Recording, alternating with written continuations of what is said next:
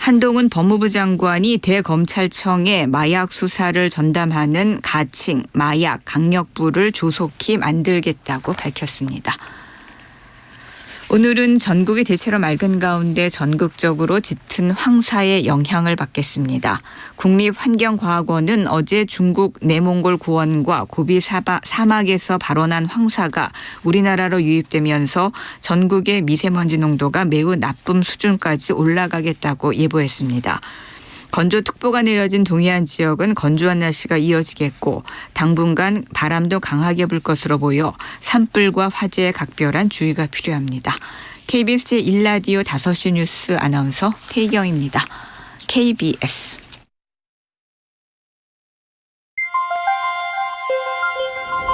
대한민국 중심 채널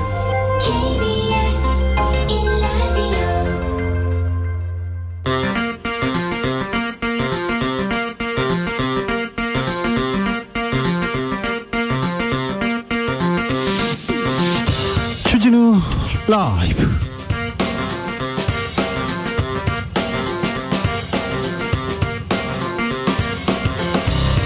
(2023년 4월 12일) 수요일입니다. 안녕하십니까, 주진우입니다. 미국의 도감청 의혹 파장 커지고 있습니다. 문건이 조작됐다는 대통령실, 오늘은 악의 없는 도청, 이런 얘기를 했습니다. 선의의 도청도 있나요? 악의가 없으면 도청이 아닌가요?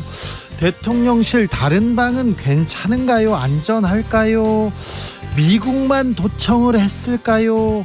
용산 대통령실 이전에도 이 상황 우려됐었어요. 처음 대통령실 이전할 때 도청 문제 거론했던 더불어민주당 김병기 의원에게 들어보겠습니다. 일본 정부가 외교 청서에도 독도 영유권 주장 다시 했습니다. 우리 외교부가 항의하자 오히려 발끈했습니다. 윤석열 대통령에게 학수고대하던 해법을 받은 일본. 그런데 빈잔을 채울 의지도 성의도 보이지 않습니다. 도발하고 폭주하고만 있습니다. 일본과의 외교관계, 다른 나라와의 외교 어떻게 봐야 될지 지금은 글로벌 시대에서 살펴봅니다. 미국과 일본과의 외교에서 명분과 실리 모두 잃고 있다는 지적 나옵니다. 총체적 난국이라는 지적 계속되는데 정부 여당 국민의힘은 전광훈 논란에서 헤어나지 못하고 있습니다. 그런 가운데 박근혜 전 대통령 움직이기 시작했는데요. 김성태 국민의힘 중앙위원회 상임의장에게 국민의힘 소식 들어보겠습니다. 나비처럼 날아 벌처럼 쏜다. 여기는 주진우 라이브입니다.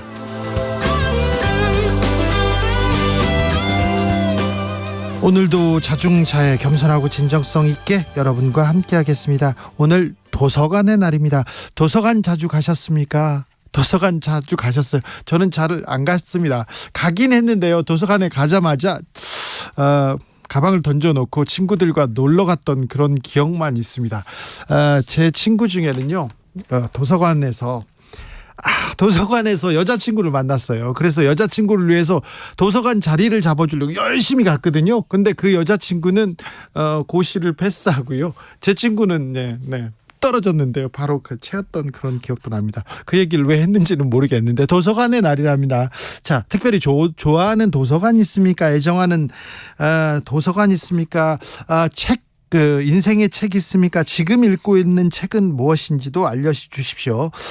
샵 9730, 짧은 문자 50원, 긴 문자는 100원이고요. 콩으로 보내주시면 무료입니다. 저는 참고로 에드워드 호퍼 책을 읽고 있습니다. 자, 02로 전화가 올 거예요. 어제 저도 문자를 받았는데요. 보이스피싱 아직 기승 부리고 있습니다. 신종수법을 썼던데 조심하셔야 될 것 같습니다. 02로 시작되는 전화 오면요, 일단 주진우 라이브 외치시면요, 보이스피싱에서 안전하다는 거 이렇게 말씀드리겠습니다. 자, 도서관 책 얘기해 주십시오. 추첨을 통해서 10분에게 5만 원 상당의 치킨 쏘겠습니다. 그럼 주진우 라이브 시작하겠습니다.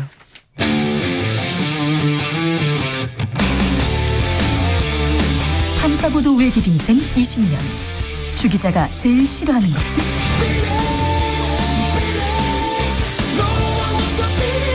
이 세상에서 비리와 부리가 사라지는 그날까지 오늘도 흔들림 없이 주진우 라이브와 함께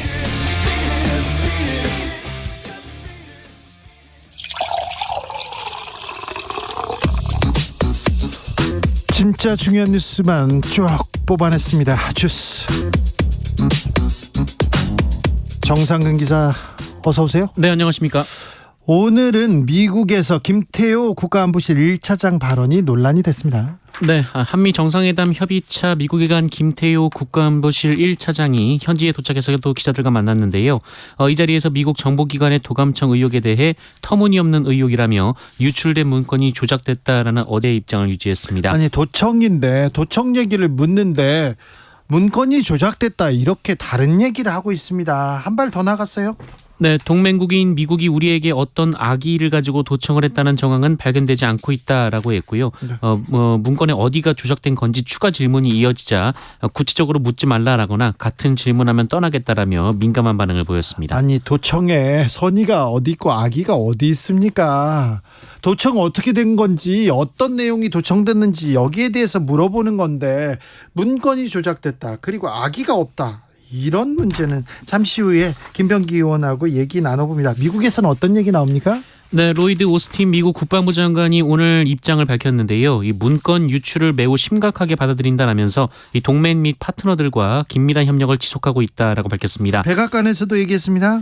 네, 백악관 존 커비 전략 소통 조정관은 일부가 조작됐다라면서도 어떤 것이 조작됐는지는 말하지 않겠다라고 말했습니다. 미국에서는 어떤 반응을 보이고 있는지 KBS 김양순 특파원에게 2부에서 저희가 자세히 알아봅니다. 일본에서 계속해서 독도 영유권 주장하고 있습니다. 분쟁 지역으로 독도를 끌고 가려고 합니다. 네, 일본 정부 대변인인 마스노 히로카즈 관방장관은 오늘 오전 기자회견에서 이 독도의 일본 영유권을 주장한 2023 외교 청사에 대한 한국 정부의 항의가 있었다라며 받아들일 수 없다는 취지로 반론했다라고 밝혔습니다. 어찌 한일 관계를 개선하겠다는 성의, 의지 하나도 없습니다. 빈잔을 채우려는 노력 없는 것 같습니다. 독도 그러면서 분쟁 지역으로 끌려가는 거 아닌가 그런 생각도 됩니다. 강릉이 특별 재난 지역으로 선포됐습니다. 윤석열 대통령은 오늘 대형 산불로 큰 피해를 본 강원도 강릉을 특별 재난 지역으로 선포했습니다. 특별 재난 지역으로 선포되면 주택 피해와 공공시설 복구비 등을 국비로 지원받을 수 있습니다. 그런데요, 산불이 났을 때 음주 논란이 있었던 김영환 충북지사 거짓말 의혹 추가로 제기됩니다. 네, 지난달 30일 충북 제천에서 산불이 났을 때 인근인 충주시 술자리에 참석해 논란이 됐던 김영환 충북지사가 당시 폭탄주를 20잔 정도 마셨다고 박진희 충북도 의원이 주장했습니다. 20잔이나요? 네, 김영환 지사 측은 당시 김영환 지사가 술을 마시지 않았으며 물을 마셨다라고 밝힌 바 있고요. 물잔만 있었다고 했잖아요. 네, 하지만 이 너무 붉은 김영환 지사의 얼굴이 논란이 되자 외부 일정에 따라 이 햇볕에 그을린 것이다라고 밝힌 바 있습니다. 그러나 박진희 의원은 이 복수의 동석자에 따르면 김영환 지사가 마신 술은 소주와 맥주를 섞은 일명 폭탄주로 마신 술의 양이 좋기 20여 잔이라고 주장했습니다. 또한 빠르게 마신 탓인지 얼굴이 심하게 붉어졌고 취기에 흥겹게 부른 노래가 2곡이라면서 폭탄주 수십 잔의 노래까지 부르는 간담회가 어딨냐라고 비판했습니다. 산불이 났는데 폭탄주의 노래까지요? 네, 이에 김영환 지사는 상식적으로 산불 상황에 도지사가 술판을 벌였겠느냐라면서 시시각각 산불 상황을 보고받았다라고 반박했습니다. 또한 산불이 났는데 본분을 망각하고 술판을 벌였다면 지사로서 자격이 없다라며 그런 일을 하지 않았다라고 반박했습니다. 국민의힘에서는 오늘도 정광훈 목사 얘기가 나왔습니다. 네, 오늘 최고위원 중진 의원 연석회의가 열렸는데요. 이 자리에서 4선의 홍문표 의원이 정광훈 목사가 당에 20-30만 명을 심어놨다라고 선전이 하고 있는데 이 문제를 빨리 수습해야 한다라면서 정광훈 목사 손아귀에 움직여지는 당이 돼서는 안 된다라고 말했습니다. 또한 5선의 정욱태 의원은 이 당의 중심에 있는 분들이 집권 여당의 품격에 맞는 언행을 해야 한다라면서 그러지 못하면 엄격한 조치를 취해야 한다라고 촉구했습니다. 태영호 최고위원 담화됐어요? 태영호 최고위원은 김기현 대표가 혼자서 민주당을 상대하고 윤석열 대통령을 옹호하는 와중에 중진들이 김기현 대표를 근거 없이 흔들고 있다라면서 중진들이 김기현 대표를 앞장서 보호해 주길 바란다라고 말했습니다. 이에 홍준표 대구시장은 집행부를 논란의 중심에 서게 한 사람으로서 논란의 당사자가 됐으면 스스로 자숙해야 한다라고 비판했습니다. 네. 오늘도 또 설전은 이어집니다. 김성태 상임의장에게 자세히 물어보겠습니다. 검찰이 오늘 민주당 윤관석 의원에 대한 압수수색에 나섰습니다. 네, 검찰이 지난 2021년 민주당 당대표 선거 과정에서 수천만 원 규모의 불법 정치자금이 오간 정황을 잡고 삼선 중진 윤관석 의원의 국회와 지역 사무실, 자택 등을 압수수색했습니다. 검찰은 윤관석 의원이 전당대회에서 특정 후보를 당선시키기 위해 금품을 제공할 것을 지시 권유하거나 이 법이 정하지 않은 방법으로 정치자금을 받은 혐의가 있다고 보고 있습니다. 당시 윤관석 의원은 송영길 전 대표 캠프에서 선거운동을 도왔고 송영길 체제 출범 후 윤관석 의원은 사무총장에 선임된 바 있습니다. 네. 한편 윤관석 의원은 입장문을 통해 의혹과 아무 관련이 없다라면서 검찰은 해당 사건에 대해 어떤 사전 조사를 요청한 바 없다라고 반박했습니다. 오늘 극심한 황사가 전국을 덮쳤습니다. 네, 황사가 몰려왔습니다. 북서풍을 타고 유입된 황사에 전국이 몸살을 앓고 있는데요. 이 미세먼지 농도가 올해 들어 최고 수준으로 치솟았습니다. 오늘 오후 1시를 기준으로 전국의 하루 일평균 미세먼지 농도가 277 마이크로그램이 나왔는데요. 국내 대기 환경 기준인 100 마이크로그램의 2.5배 이상입니다. 제주도가 346 마이크로그램으로 가장 높았고요. 특히 애월읍은 828 마이크로그램까지 올라갔습니다. 아이고 걱정입니다. 서울도 그런데요. 내일도 안 좋다고 합니다. 네, 국립환경과학원은 대기가 정체되면서 내일도 이 전국의 미세먼지가 매우 나쁨 수준일 것으로 예측을 했습니다. 미세먼지가 와서요 목이 아파요. 여러분도 각별히 조심하셔야 됩니다. 따뜻한 차를 마시는 게 좋고요. 그리고 무설탕 캔디 저는 그렇게 먹고 있습니다. 목을 위해서. 여러분도 목 관리 잘 하셔야 됩니다. 안 그러면 목이 아파요. 조심하세요. 정상근 기자도. 네, 조심하겠습니다. 주스 정상근 기자 함께했습니다. 감사합니다. 고맙습니다.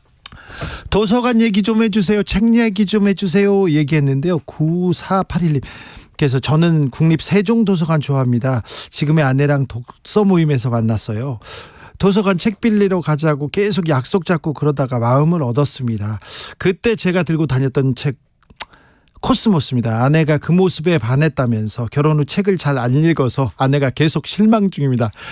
결혼하고 책만 읽잖아요. 그럼 크게 실망합니다. 그것도 좀 문제가 있어요. 네. 제 얘기 아니고요.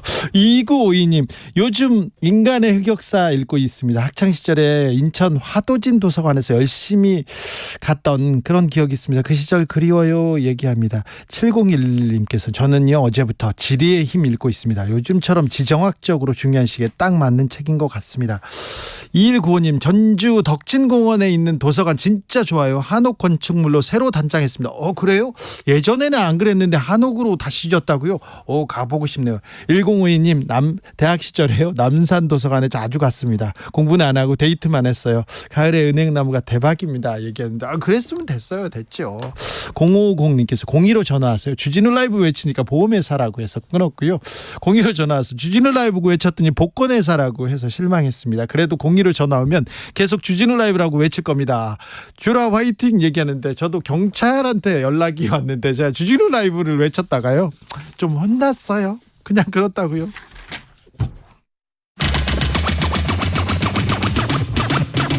주진우 라이브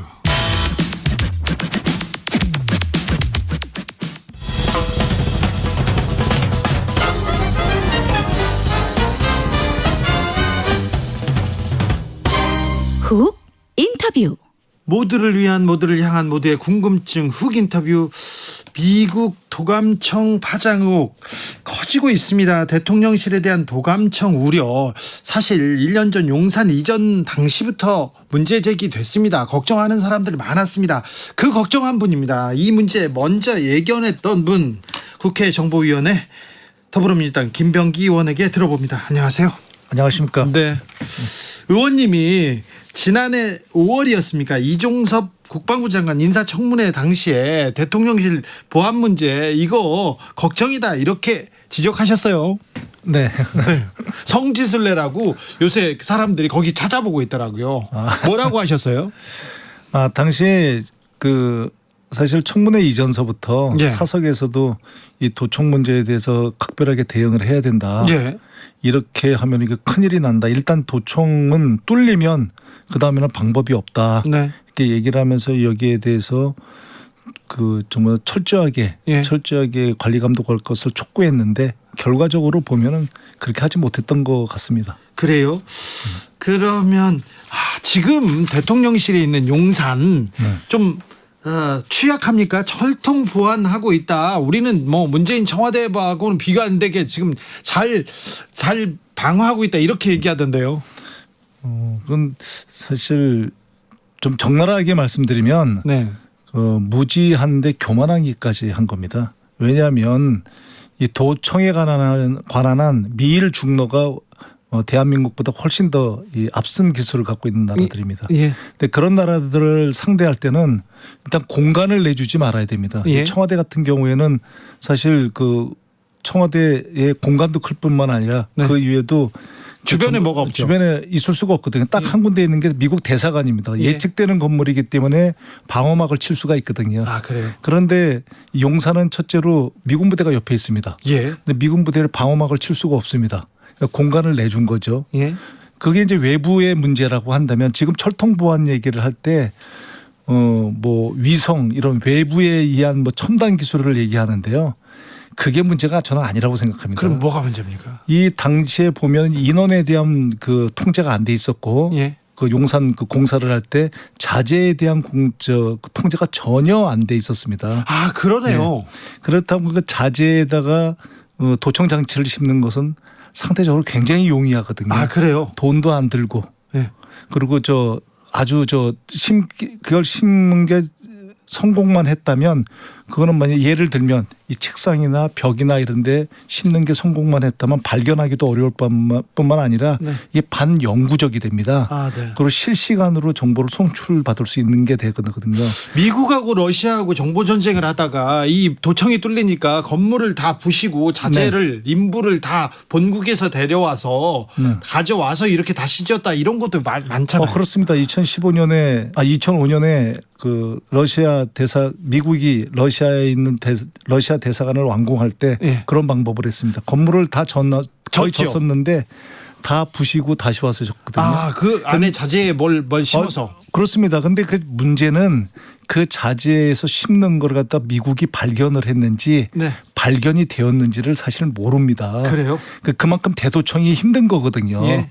도청도 힘들지만 대도청은 더 힘들거든요. 예. 그렇기 때문에 아예 그 도청 장치를 심지 못하게 만들어야 되는데 네. 그러한 징후가 지금 보여졌던 거죠. 자, 근데 철통 보안이라고 말은 하고 있는데 청와대보다 우리는 안전하다 이렇게 얘기했는데 이미 도청 됐잖아요. 아, 그렇습니다. 그리고 됐잖아요, 이거. 그리고 이 도청이라는 것은 도청의 증거가 발견돼서 여러 가지로 볼 때 이 도청이 아니라는 증거를 발견해야 됩니다. 네. 도청의 징후라는 게 있으면 여러 가지로 봤을 때 없는 것 같은데 이렇게는 안 되는 게 도청입니다. 도청은 여러 가지로 봤을 때 여러 가지 조사를 해본 결과 도청을 하지 않았다는 증거를 발견해야 되는 겁니다. 거꾸로. 그렇지만 그 증거를 만약에 발견하지 못했다 그러면 네. 그 건물에 대한 선을 끊어야 되는 겁니다. 아니, 지금 도감청으로 지금 뭐 미국 국방부 문서만 봐도 이거 도감청 됐다 이렇게 얘기하고 있고요. 본인들도 부인하지 않고 있습니다. 그러면 도감청 당했다. 자, 책상에 벽에 어디가 도청 장치 있을 수 있어요. 귀 안에는 아니어도 어딘가는 있을 수 있어요. 그러면 어떻게 해야 됩니까, 이제? 솔직하게 말씀드려도 됩니까? 네. 방법이 없습니다. 방법이 없으면 어떻게 해요? 건물을 부셔야 됩니다. 건물을 부신다고요? 예, 건물을 부시고 그 미군 부대를 옮기던가 아니면 그렇게 못하겠으면 장소를 옮겨야 되는 겁니다. 그게 이 도청을 당했을 때 그 취할 수 있는 가장 효과적이면서도 확실한 방법입니다. 그런데 지금 외교 안보의 사령탑이라는 안보실장, 거기다가 외교 보좌관, 그다음에 국방 보좌관도 국방 비서관이죠. 외교 비서관. 이게 도청 당했을 수도 있는데 근데 여기뿐일까요? 다른 사람들은요? 그러니까 이게 도청 장치를 심기가 굉장히 어려웠다면 네. 굉장히 어려운 상황이었다면 미국 정도로 이게 생각할 수 있겠는데 당시는 누구나 와서 하는 게 용이한 상황이었습니다. 그렇기 때문에 미일 중로 모두에게 뚫렸을 수도 있고요. 지금 문제는 미국이 문제가 아니라 일본, 러시아, 중국한테 떨렸을 가능성이 있다고요? 네.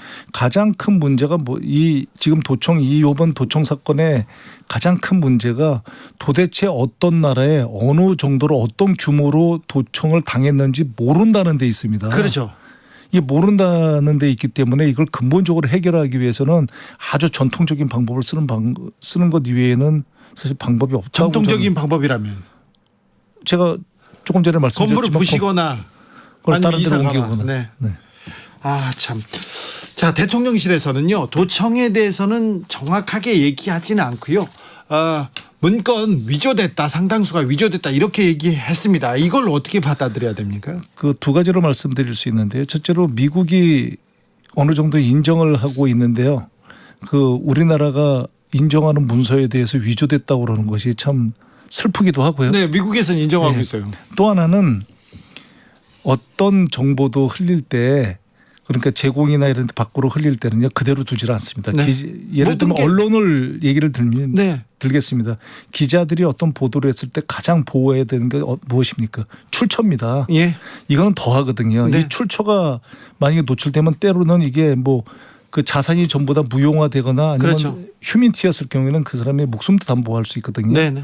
그렇기 때문에 출처 보호를 위해서 가공을 하게 돼 있습니다. 정보는 가공하게 네, 되죠. 그 자료를 가지고 위조됐다 이렇게 얘기하면요 더 이상 할 말이 없는 것 같습니다. 아, 네. 그리고는요 오늘 김태효 차장 미국에서 악의 없는 도청이다 이렇게 얘기했는데 여기는 이 말은 어떻게 생각하세요? 말을 해야 됩니까? 네. 그게 아니 도청이 아니 악이 있는 도청도 있어요. 아니 그 도청을 했는데 선의의 도청이 있나 봅니다. 그런 건 있을 수가 없는 게요. 이 우방도 이 정보의 세계는 우방이나 적이 없습니다. 예. 국익 오로지 국익만 있는 것이거든요. 네. 국익에 부합되면 선이고 네. 국익에 부합되지 않으면 그건 악이 되는 그런 내가 정보 사회인데 네. 그 여기에서 이 정보의 개념을 전혀 이해하지 못하고 있는 거죠. 그렇습니까? 우리 그 대통령실과 청와대 뭐 뉴욕타임즈에서도 이렇게 보도했습니다. 대통령이 이 문제를 축소하려고 노력하고 있다 이렇게 보도했던데 정부의 대응은 어떻게 보시는지요?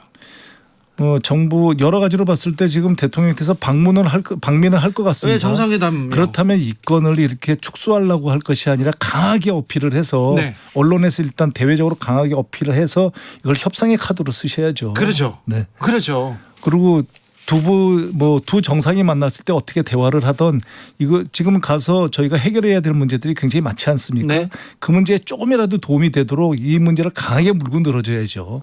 그렇습니까? 네. 오히려 이 문제를 가지고 외교적 지렛대로 이렇게 쓰면 되는데. 그렇습니다. 네. 이것만큼 좋은 게 없거든요. 네. 우리나라의 대응하고 그 같이 그 도청 거론된 프랑스, 이스라엘의 대응이 조금 다른 것 같은데요. 네. 어찌 보셨어요? 고급스러운 대응이죠. 그러니까 거기는 분명히 이 정보에 대해서 알거나 모르는 채를 갖다가 하면서 물밑에서는 굉장히 그 강한 그런 협상행위 오고 갔을 것입니다. 왜냐하면 한 가지 예를 들면 왜 아무 말도 안 하냐면 우리의 대도청 능력이 노출될 수 있습니다. 아, 그래요? 그러니까 이스라엘 같은 경우에 아는 채를 했다 예를 들어. 네. 그러면 거기에 이스라엘의 대도청 능력이 그 정도였구나. 네. 그럼 사실은 제가 더 갖고 있으면 마음 놓고 써도 되는 거거든요. 예. 그런데 그런 걸 갖다 노출 안 하는 거죠. 근데 각국에서 이 정보기관 출신이니까 물어봅니다. 도감청 합니까 다 이렇게 정보 활동할 때 제일 나쁜 게 걸리는 거죠. 제일 나쁜 게 걸리는 거예요. 예, 그죠. 네. 네. 어떻게든 정보를 수집하는 게 중요하다. 그러니까 수집하는 것이 굉장히 중요하지만 그게 수집하다가 걸려서 그게 국익에 손상이 가면 안 되는 거죠. 그렇죠. 더 크게 잃죠. 그런데 지금 미국은 걸려서 엄청나게 코너에 몰렸는데 네. 그러니까 가해자를 피해자가 지금 두둔해주고 있는 상황이 된 겁니다. 그렇죠. 이게 만약에 막 중국과 있었다면 굉장히 그 안보적 험악한 관계까지 갈 수도 있어요. 그리고 다른 그렇습니다. 나라 미국이 아니라면요. 그렇습니다. 네. 그런데 참 우려가 되는 것이 그러면 중국과 러시아, 다시 말씀드리지만 일본 이런 나라의 정보기관은 여기에 주목을 하지 않았을까 그런 생각이 듭니다. 그렇죠. 또 하나는 미국도 안심할 수가 없는 게 이 정보의 세계에서 미국이 우리나라보다 대한민국보다 일본과의 관계에서 국익이 더 이게 국익상 그렇죠. 더 유리하다고 가깝게 있어요. 생각하면 네. 거기에 정보를 제공할 수 있습니다. 아, 그렇죠. 예. 그 정보를 제공했을 때 저희가 입는 피해는 그런 상상을 절하는 것들이거든요. 네네. 근데 여러 가지를 상정했을 때 이 문제를 정말로 고전적으로 처리를 해야 된다 이렇게 다시 한번 말씀드리고 싶습니다. 다시 어디서 어떻게 도감청이 됐는지 이건 알아야 될 거 아닙니까? 그리고 어떻게 얼마나 도청을 했는지 이거 진상 조사해야 되는 것 같은데 방법이 없습니까? 지금 국회에서 여러 위원회에서 이 문제를 제기하고 있습니다만 저렇게 정부가 최선을 다해서 이 대도청 작업을 한다 하더라도 이게 쉽지 않은데 네. 왜냐하면 도청의 능력과 대도청의 능력은 비례를 합니다. 예. 그러니까 딴 말로 하면 미일 중로의 도청 능력이 저희보다 뛰어나다면 저희가 그 대도청 능력이 거기보다 모자라기 때문에 네. 저희가 이 대도청 검사를 한다 하더라도 그 도청 장치 같은 걸 발견할 가능성이 그만큼 떨어지는 것이죠. 예.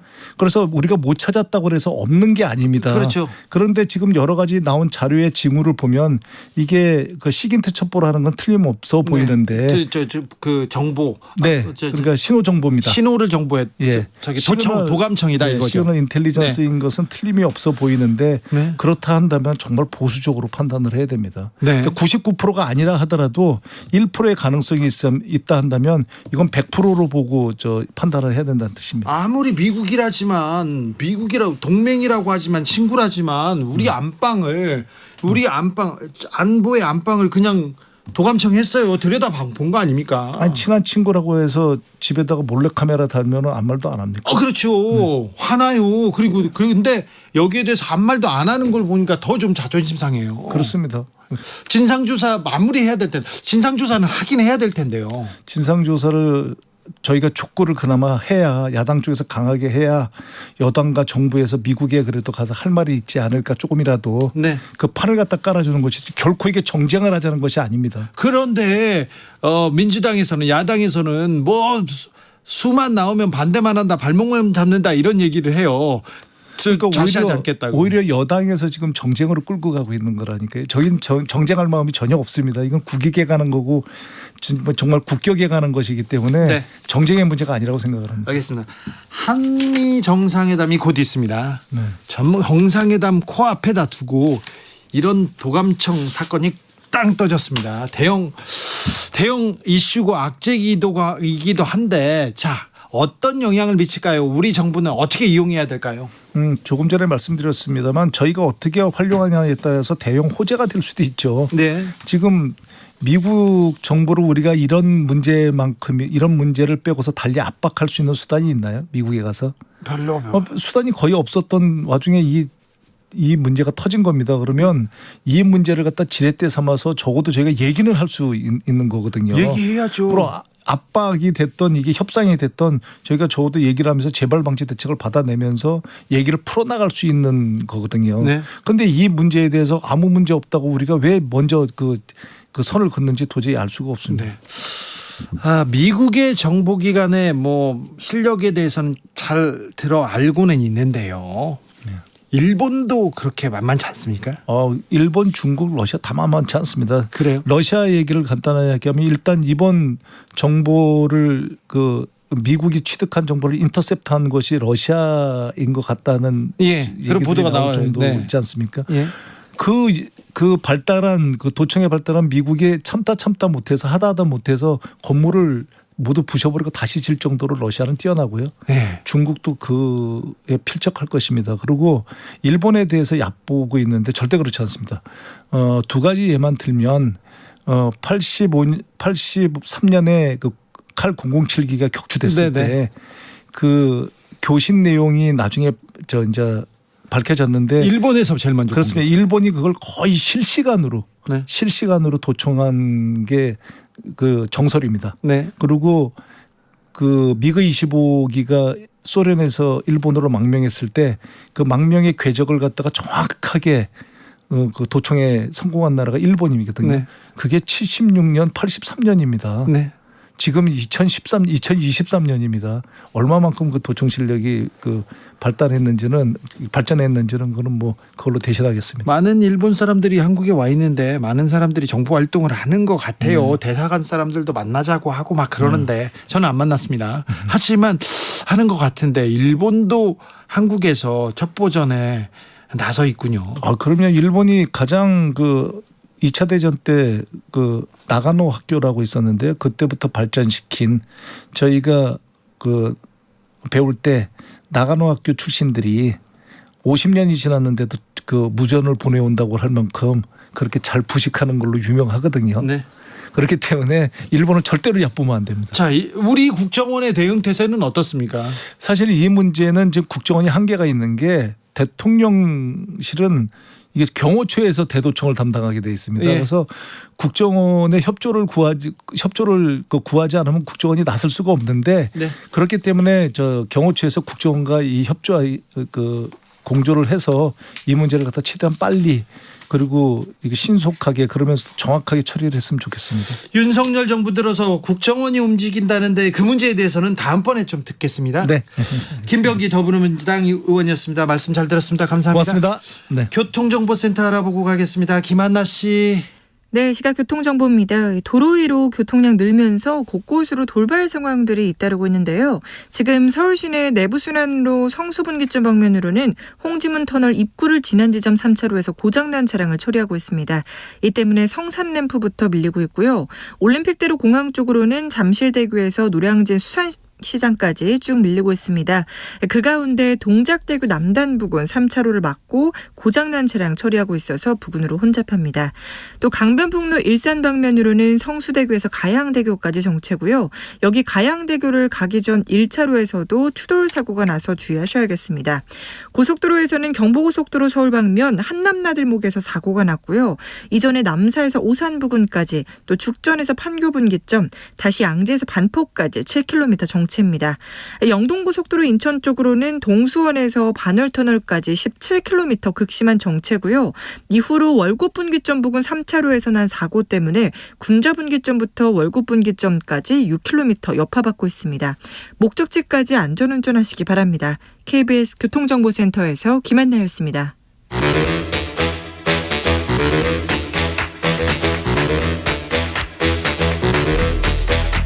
이것이 혁신이다. 여야를 내려놓고 관습을 떼버리고 혁신을 외쳐봅시다. 다시 만난 정치 공동혁신구역. 수요일 주진우 라이브는 정쟁 비무장지대로 변신합니다. 주진우 라이브가 지정한 여야 혁신 연장 3분 모셨습니다. 김용태 국민의힘 전 최고위원. 네, 안녕하세요. 김용태입니다. 류호정 정의당 원내대변인. 네, 안녕하세요. 류호정입니다. 용해인 기본소득당 대표 오셨습니다. 네, 용혜인입니다. 네.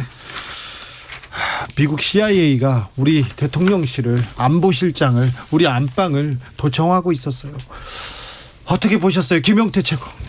일단 뭐 이것과 관련해 가지고 대통령실 입장이나 여당 입장은 물론 국제 관계라 국익 차원에서 굉장히 신중을 기하는 것 같아요. 그런 차원에서 이해는 됩니다만 신중해야죠. 국민들께서 바라보시는 것은 그러니까 한일 정상회담도 그렇고 이번 도청 의혹도 그렇고 왜 우리 대통령실의 고위 공무원들은 마치 일본 정부를 대변하는 듯한 마치 미국 정부를 대변하는 듯한 태도를 보이냐에 대한 어떤 그런 의문이거든요. 그렇죠. 도청은 우리가 당했는데 우리가 피해자인데 가해자 입장만 얘기하고 있으니까요. 뭐 여당과 대통령실에서 말씀하시는 그 국익도 굉장히 중요하고 국가 안보도 중요한데 저희가 동맹국으로서 미국에게 할 말은 할 수 있는 그런 여당과 정보가 돼야 되지 않나 생각합니다. 네. 근데 그런 얘기 왜 국민의힘에서는 안 나와? 많이 하겠죠? 하겠죠? 저는 김용태 최고한테 처음 들은 것 같은데. 자, 정의당은 어떻게 보셨어요?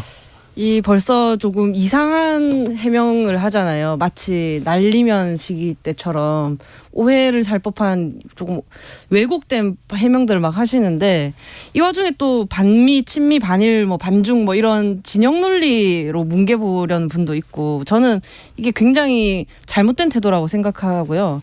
사실 도청은 누가 했어도 잘못된 거잖아요. 네, 선의의 도청이 어디 있어요? 네, 그러니까 김용태 최고위원님 말씀처럼 좀 비슷한 취지에서 말씀을 드리고 싶은데 대통령실이 요즘 MG 하지 않습니까? 청년들 이야기 듣겠다고. 이럴 때 청년들이 과연 어떻게 생각할까를 한번 돌아보셨으면 좋겠어요. 저보다 이제 더 젊으신 분들은 특히나 태어날 때부터 선진국 대한민국에서 태어났단 말이죠. 자존심 있죠. 자부심 저희 있고. 국격이 그렇지 않아요. 근데 지금 맞은 사람이 때린 사람 눈치 보는 듯한 상황이잖아요. 항의를 해야죠. 도청을 하지 마세요라고 시작을 해서 어떻게 도청했나요?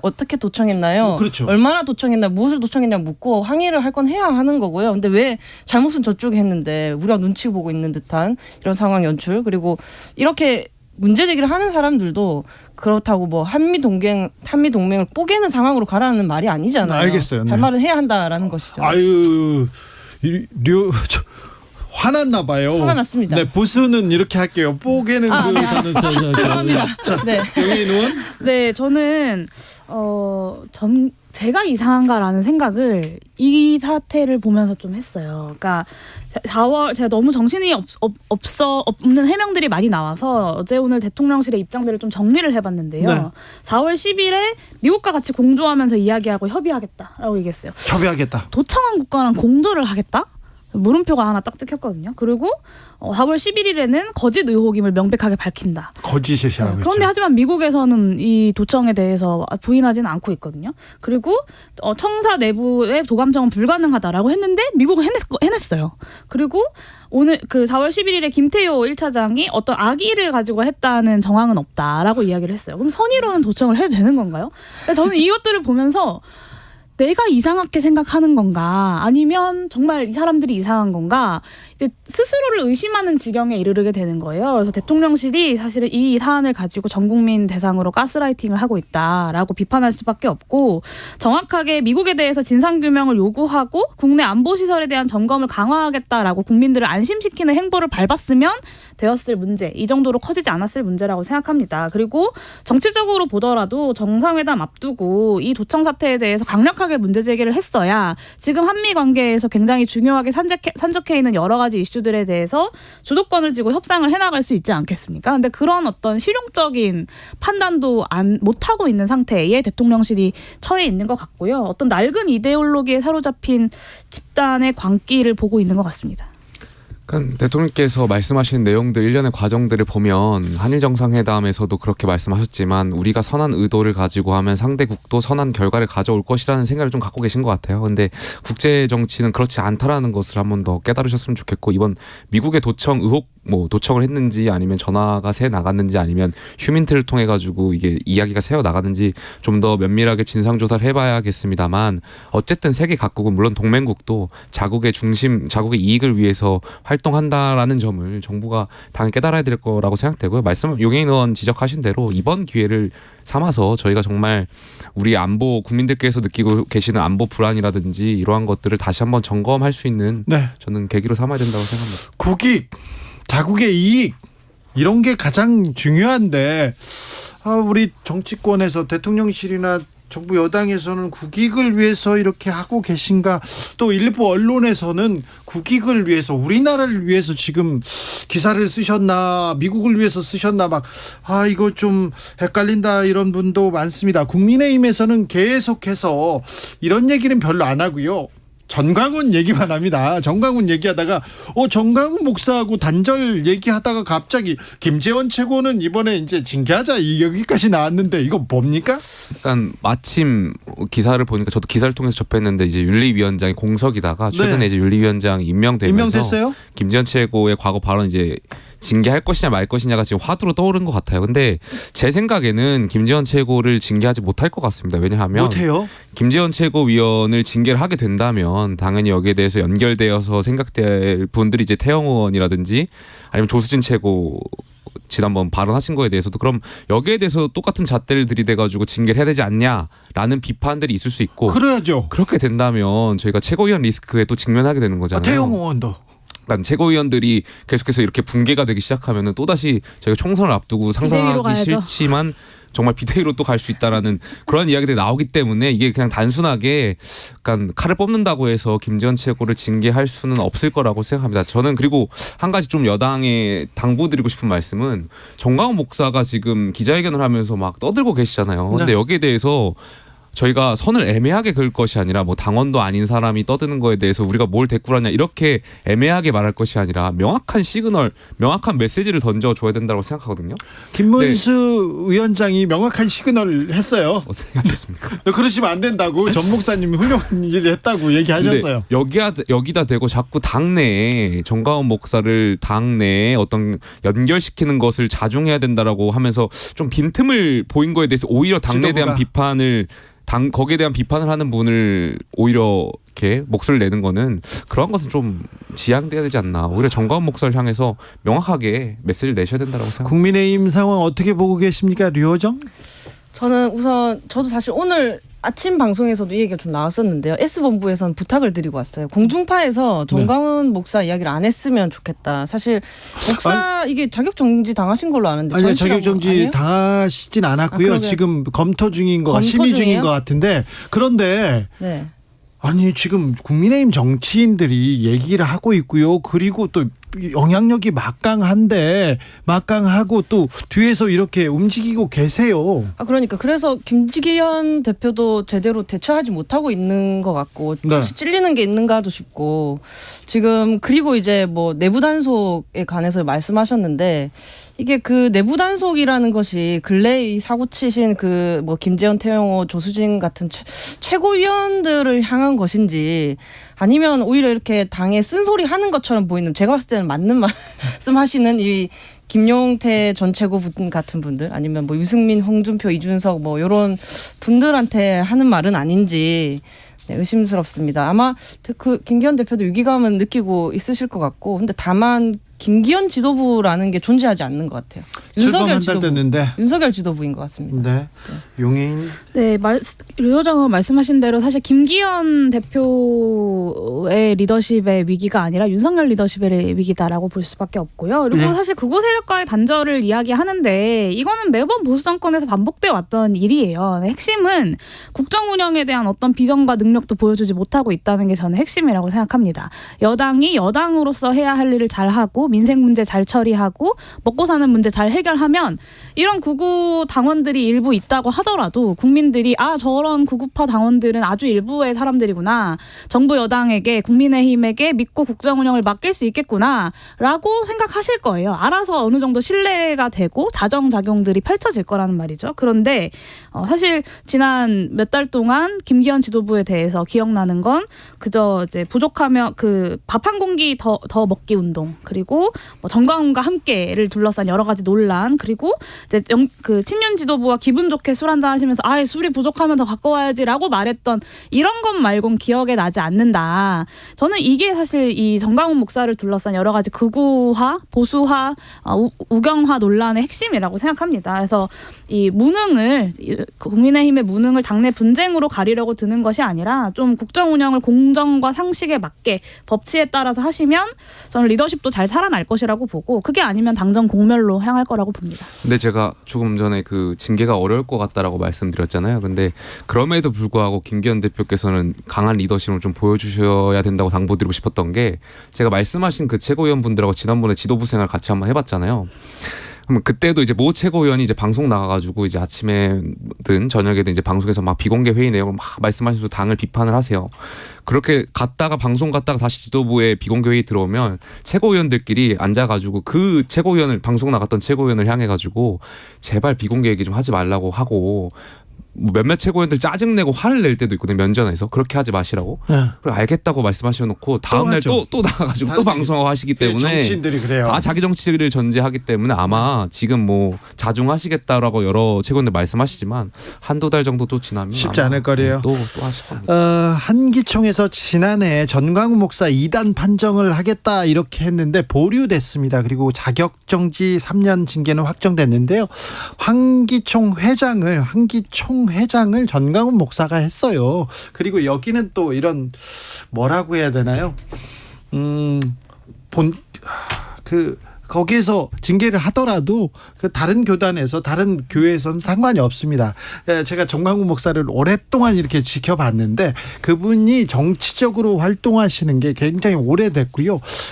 그다음에 당원 그리고 또 후원금 이런 쪽에서 굉장히 묶여 있는 사람들이 많아서 국민의힘 그러니까 보수 내에서 정광훈의 입지는 크게 흔들리지 않았습니다.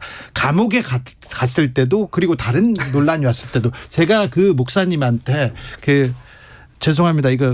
그 별명을 붙여드린 그분이 말 실수를 막말을 하셔가지고 신자한테 여성 신자가 어떤 신자가 참 신자냐 했을 때 제가 그래가지고 그 팬티에 다른 말 이렇게 속옷 이거 어떻게 얘기하는 거 아시죠? 방송에서 여러 번 나왔습니다. 나왔죠. 네, 그래서 제가 빤스 정광훈 목사라는 얘기를 붙여드렸습니다. 죄송합니다. 네, 이거 비속어지만 그분의 그 그 막말은 그 용서할 수가 없어가지고 제가 여러 번 비판했었거든요. 그럼에도 불구하고 정치적 입지가 흔들리지 않았다는 얘기는 한번 드립니다. 제가 10여 년 넘게 계속해서 취재하고 물어보는데도 아직 흔들리지 않았다는 얘기 여기서 합니다. 자, 근데 정의당 네. 자, 특검 패스트트랙 지정 결단합니까? 어떻게 되는 겁니까? 우선 지금 50억 클럽 특검의 공은 법사위로 넘어갔죠. 어제 브리핑도 있었는데요. 법사위원장이 국힘이잖아요. 네. 국힘이 50억 클럽의 실체를 이제 규명할 의지가 있다면 전체 회의에 상정을 할 거고 없으면 이제 미루거나 거부를 할 텐데요. 그때는 이제 저희도 패스트 트랙을 할 수밖에 없다는 게 지금 판단이고, 만약에 그렇게 하면 국민의힘도 대단히 큰 정치적 부담을 떠안게 되지 않을까 합니다. 뭐 당장 곽상도 방탄이라는 프레임 뭐 이런 게 나올 것 같은데요. 그리고 김건희 특검 같은 경우는 이제 저희가 발의한 지 20일이 지나는 게 이번 주말이거든요. 그 이후로 이제 빠르게 절차를 진행하라고 계속 촉구를 할 예정인데, 지금 50억 특검 진행 상황에 비추어 봤을 때 국민의힘이 계속 이런 식으로 문개기 작전을 이렇게 한다면 정의당도 이번보다는 좀 빠르게 결단을 내려야 하지 않을까 생각을 하고 있고요. 정의당도 결단할 수 있다. 일단 특검 관련해서는 일단 검찰 수사를 좀 더 법 면밀하게 봐야 될 것 같아요. 그러니까 1년 6개월 받는데 더 봐야 됩니까? 특검이라는 것이 어떤 수사를 하고 있을 때 네. 수사기관이 여기에 대해서 수사 의혹이 부실하거나 이런 것에 있어서 보조적인 수단으로 쓰이잖아요. 근데 지금 어제 보면은 수사기관이 곽상도 의원 말씀하셔가지고 관련해가지고 건설사라든지 증권사라든지 어제 또 압수수색을 어제 했잖아요. 했어요. 네. 그 전반적으로 좀 그런 수사기관도 좀 봐야 될 것 같고요. 자칫 저희 국민의힘이 우려하는 것은 이것이 자칫 수사 중인 검찰의 이재명 대표를 향한 그런 것이 연결되어 가지고 자칫 검찰의 수사가 스톱될까 봐 그런 것 좀 우려하는 것 같고요. 여기에 대해서는 여야가 좀 더 법사위에서 의논을 해야 될 부분이 있을 거라고 생각됩니다. 국정농단 특검 말고요. 그 전에 삼성 특검으로 이렇게 예를 이렇게 들어볼게요. 김용철 변호사가 양심 선언을 하고 천주교 정의교원 사진단에서 신부들이 그 시국 미사를 열면서 삼성 이건희 회장의 비자금 의혹이 드러났습니다. 드러났을 때 특별수사본부가 꾸려집니다. 특별수사본부장은 박한철. 헌재 재판관을 지내셨죠. 그때 그 특별수사본부의 검사가 윤석열 검사였어요. 그 안에 있었습니다. 그 당시에 수사가 막 굴러가요. 특별수사본부에서 굴러가는데 여야가 합의해서 특검을 합니다. 특검이 꾸려지고 출범할 때까지 검찰 수사가 진행됩니다. 그래서 이어받아서 바톤 터치를 해서 그 자료를 가지고 수사합니다. 국정농단 수사도 그렇고 특검과 보통 검찰의 메커니즘이 이렇게 돌아가는데, 아니 근데 50억 특검 검찰이 수사를 안 했잖아요. 왜 이렇게 신나셨어요? 아니 저는 신나 보이시는데. 특검이나 이런 부분은 제가 전문가니까. 그런데 너무 수사를 안 했잖아요. 이제서야 압수수색하면 너무 좀 그렇잖아요. 글쎄 뭐 수사기관에 대해서 뭐 제가 여기에 대해서 뭐 말씀드릴 건 없는 것 같고요. 그럼 제가 비판할게요. 검찰은. 네. 이제서야 갑자기 열심히 수사를 하고 있는 척 하는 거야말로 지금까지 이 관련된 수사가 부실했다는 것을 검찰 스스로가 사실 입증을 하고 있는 거고, 그렇기 때문에 지금 최근에 여러 가지 압수수색을 진행하고 있는 것이야말로 특검의 필요성을 검찰 스스로가 입증하고 있는 것이다, 이렇게 볼 수밖에 없고요. 저는 이 말씀 꼭 드리고 싶은데, 이 특검법 처리 과정에서 이 정의당이 이제 주장하는 대로 어느 정도 흘러왔기 때문에 이 처리 지연에 대해서 어느 정도 정의당의 분명한 책임이 있다라는 말씀을 좀 드리고 싶습니다. 그리고 오늘 이정미 대표가 인터뷰를 하셨는데 3월 패트는 안 되고 4월 패트도 안 되고 5월 패트는 되는 이유가 뭐냐. 저는 소위 의결 내용도 그렇고 이미 사실 3월까지 다 논의됐던, 교통정리가 됐던 내용들이고, 여당이 결사 반대하고 있는 건 그때나 지금이나 똑같다고 봅니다. 그리고 덧붙이자면 오늘 이정미 대표께서 김건희 특검은 여당에서 아예 고려 안 할 거라고 판단을 한다라고 말씀을 하셨어요. 그러니까 사실상 쌍특검 쌍패트를 가자라는 말씀을 하신 건데, 이럴 거면 도대체 왜 지금까지 아웅다웅을 한 건지 국민들은 저는 이해 못하실 거라고 보고요. 이 야당이 공조해서 주도할 수 있었던 특검법 패트의 어떤 시간을 2달이 미뤄져 버린 것을 저는 평가해야 할 때라고 봅니다. 정의당의 선의가 있었다는 것을 의심하진 않지만 여당이 이렇게 나올 걸 정말 몰랐나. 저는 정의당도 알았을 거라고 생각하고 사실 모든 국민이 알았다고 생각합니다. 네. 저는 쓴 비판이지만 네. 정의당에서 좀 이 의미를 헤아려 주시고 야3당 공조 회복을 위해서 같이 노력해 주시면 좋겠습니다. 류호정 정의당 한마디 해야 되겠습니다. 짧게 하겠습니다. 사실 이게 지난 29일에 법사위 전체 회의에 상정됐을 때 국민의힘 그 의원들이 저희가 막 원내대표단을 찾아가기도 하고 그다음에 법사위원들도 찾아가기도 하고 그래서 결국 이제 상정이 됐을 때 정의당한 수용 의사를 내비쳤었거든요. 근데 그때 사실 민주당이 그 안을 좀 전격적으로 받아서 진행을 했으면 지금쯤 훨씬 진척됐을 거라고 저는 생각을 합니다. 근데 갑자기 김건희 특검 얘기를 꺼내시면 속기록을 보시면 알 수 있습니다.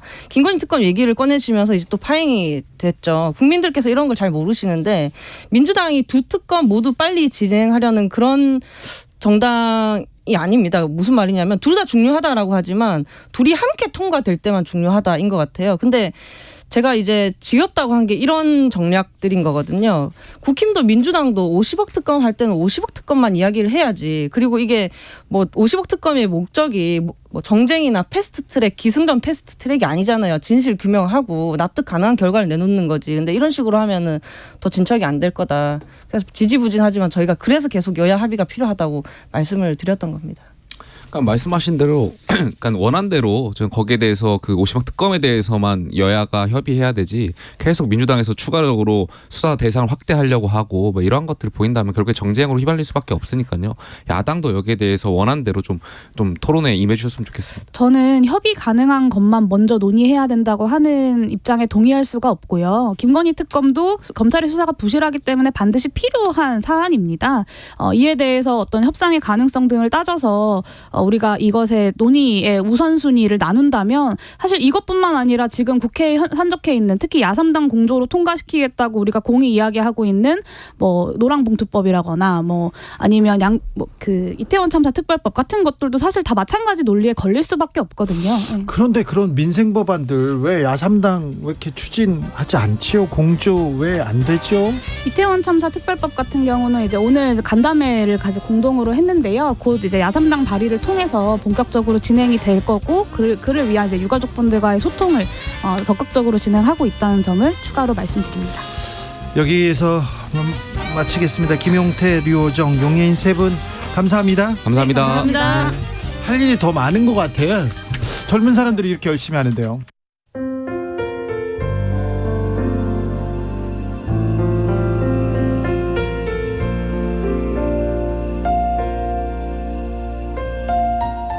KBS 라디오 연중기획 희망충전 대한민국 529번째 이야기. 안녕하세요. 아나운서 이연주입니다. 누나의 사진을 어루만지며 눈물 짓는 할머니를 9살 남규가 꼭 안아줍니다. 부모 대신 새남매를 키워온 할머니. 유난히 추웠던 지난 겨울, 할머니는 난방비를 아끼려고 전기 온수기를 사용 중이었는데요. 반려견 목욕을 위해 샤워기를 든 순간 온몸이 감전되며 쓰러졌습니다. 손녀가 달려와 할머니를 부축했고 그때 손녀도 함께 감전돼 의식을 잃었습니다.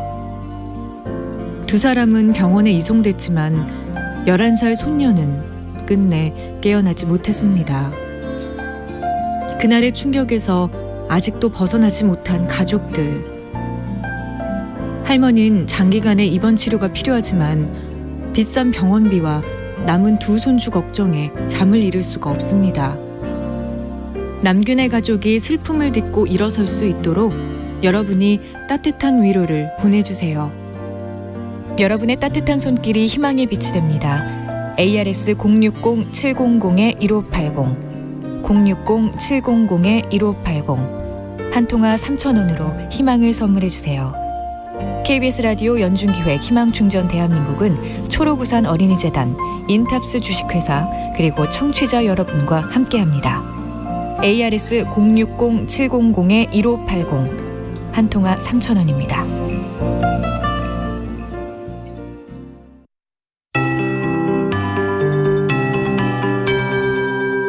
KBS 58분 날씨.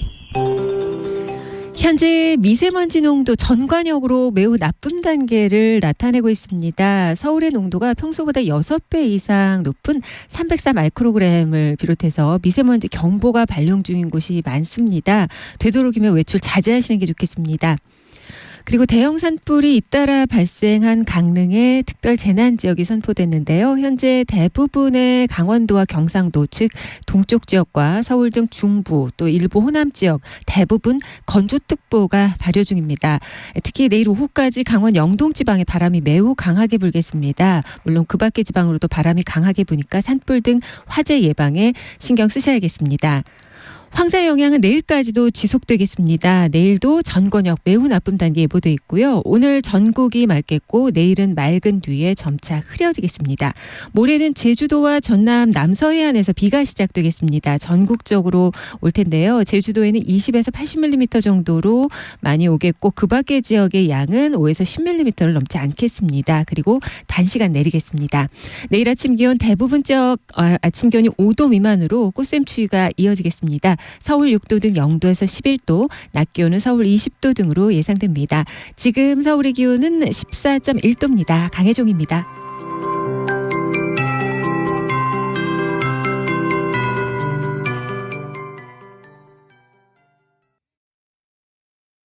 정성을 다하는 국민의 방송 KBS가 6시를 알려드립니다. AM 711kHz, FM 97.3MHz, KBS 1라디오입니다. HLKA.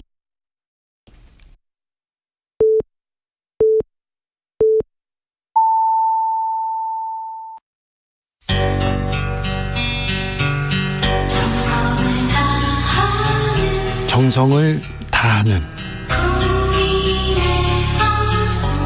국민의 방송 KBS 주진우 라이브. 그냥 그렇다고요. 이 시각 라디오 정보센터 뉴스입니다. 국제통화기금 IMF가 올해 우리나라의 경제 성장률 전망치를 1.5%로 하향 조정했습니다. 국제금융시장 불안이 확산될 우려가 있다며 세계 경제 성장률 전망치도 2.8%로 낮춰 잡았습니다. 앞으로 학교폭력 가해 학생의 조치 기록이 졸업 이후 최대 4년 동안 보존됩니다. 또 피해 학생에 대해선 심리상담과 의료 법률 서비스가 제공됩니다. 한덕수 국무총리는 오늘 학교폭력대책위원회를 열어 이 같은 내용을 핵심으로 하는 학교폭력 근절 종합대책을 의결했습니다. 윤석열 대통령이 대형 산불로 피해가 발생한 강원도 강릉시를 특별 재난지역으로 선포했습니다. 정부는 관계부처 합동으로 피해 조사를 거쳐 복구에 필요한 국비 지원 규모를 산정하고 신속히 지원할 계획이라고 밝혔습니다. 일본 정부는 오늘 독도 영유권을 주장한 자국의 외교청서에 대해 한국이 항의한 것을 받아들일 수 없다고 밝혔습니다.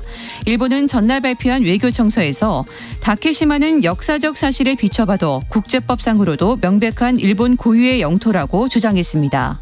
지금까지 라디오 정보센터 뉴스 정한나였습니다.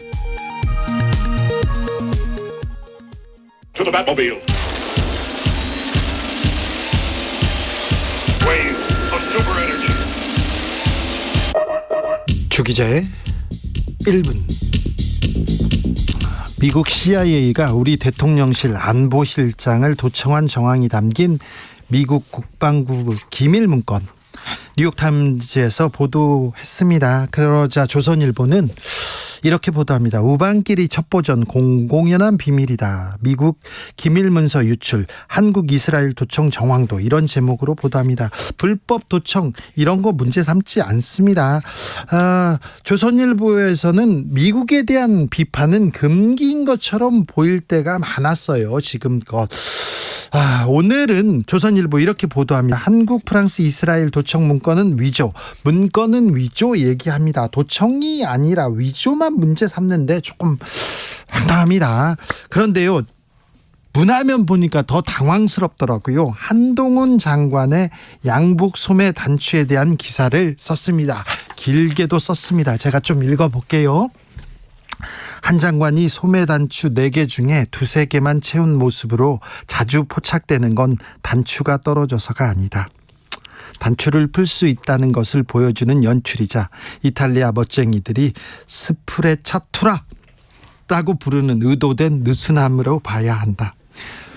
수필과 피천득이 꽃잎 하나만 살짝 꼬부라진 연꽃 모양 연적을 두고 얘기했던 균형 속에 있는 눈에 거슬리지 않는 파격과도 비슷하다.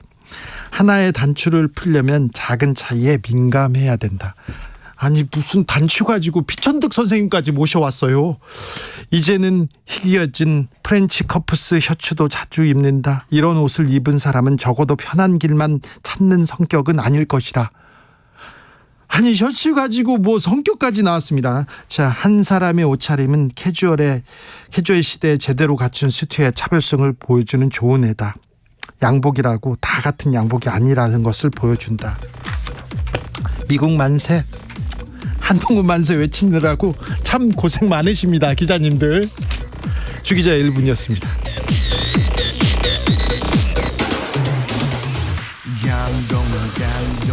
정영돈입니다. 강북 멋쟁이.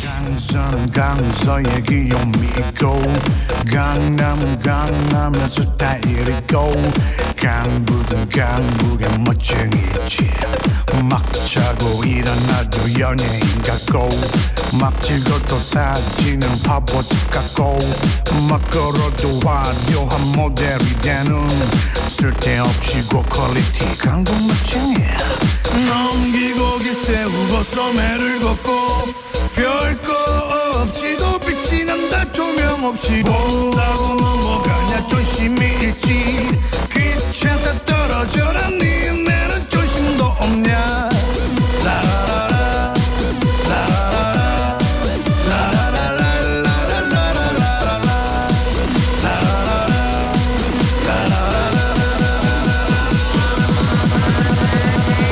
강북 멋쟁이.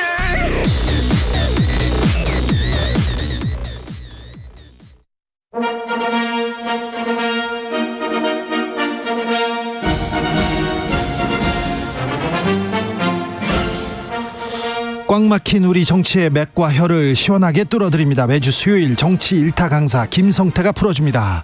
정치의 맛. 협치 전문 기술자, 분쟁 조정 해결사 김성태 국민의힘 중앙위원회 상임의장님, 어서 오세요. 예, 안녕하세요. 김성태입니다. 의장님 어떻게 보내십니까, 봄날을? 아, 요즘 우리 주진우 기자 그냥 좀 윤석열 정부 좀 살살 해주시길 바라죠. 아유, 왜 그러세요? 근데 물론 이제 이 정권 아직까지 초기니까 네. 이런 여러 가지 외교 안보 여러 가지 경제 문제 냉철하게 또 문제 삼으시고 또 개선 방안도 또 같이 고민하는 거 좋은데 요즘 심각할 정도로 네. 질타가 심해요. 네. 더 질타하겠습니다. 예, 좋습니다. 네. 자. 일본은 독도에 대해서 성의를 보이고 손을 맞잡는 모습이라도 보여야 되는데 노력도 안 하고 독도 영유권 계속 이렇게 얘기하면 어쩌자는 겁니까? 그러니까 이 한일 관계 정상화를 위해서 윤석열 대통령의 노력했잖아요. 참 어려운 결단과 결심에 대해서 일정 부분 이제 일본도 자국적인 이제 여러 가지 판단도 이루어졌을 것이고 그러면은 이웃 국가에 대한 예의나 도리를 또 지켜야죠. 그런 측면에서 일본 정말 요 근래 하는 거 보면 형편없어요. 학수고대하던 해법을 딱 받았으면 어떤 내기를 해야지. 덜컥 뒤통수 딱 때리고. 자, 미국도 마찬가지입니다. 선물 보따리 다 가져가더니 학수고대하던 보따리 가져가더니 이제 도청을 하고 나왔습니다. 도청했어요. 네. 미국 국방부에서도 이 매우 민감한 정보가 기밀 정보가 네. 이렇게 시중에 유출됐다. 네. 또 이것은 국방부하고 또 다른 또 미국 정보기관에게 이렇게 알리는 그런 매우 민감한 네. 그런 기밀 정보다. 미국의 이제 국방부의 입장 아닙니까? 네. 그저께 물론 입장이지만. 네. 그 이후에 미국도 여러 채널을 통해서 상당한 내용은 이건 위조됐다. 네. 그렇지만 이제 기밀 문건이 유출된 사실 그 자체를 부정하는 건 아니죠. 그렇죠. 자, 그런 측면에서 이제 이 부분을 가지고 좀 오늘도 이재명 대표가 어제는 특히 외신 기자들 네. 초치해놓고 또 강력한 입장 오늘도 계속 이어가는데 이런 부분에 대해서 이제 물론 우리 정부가 빨리 미국에게도 이 사실관계의 확인을 통해서 빨리 해명해라. 예. 이 사실관계가 규명되면은 우리는 우리 나름대로 외교적 통로를 통해서 엄중하게 항의하고 또 뭐 재발 방지를 네.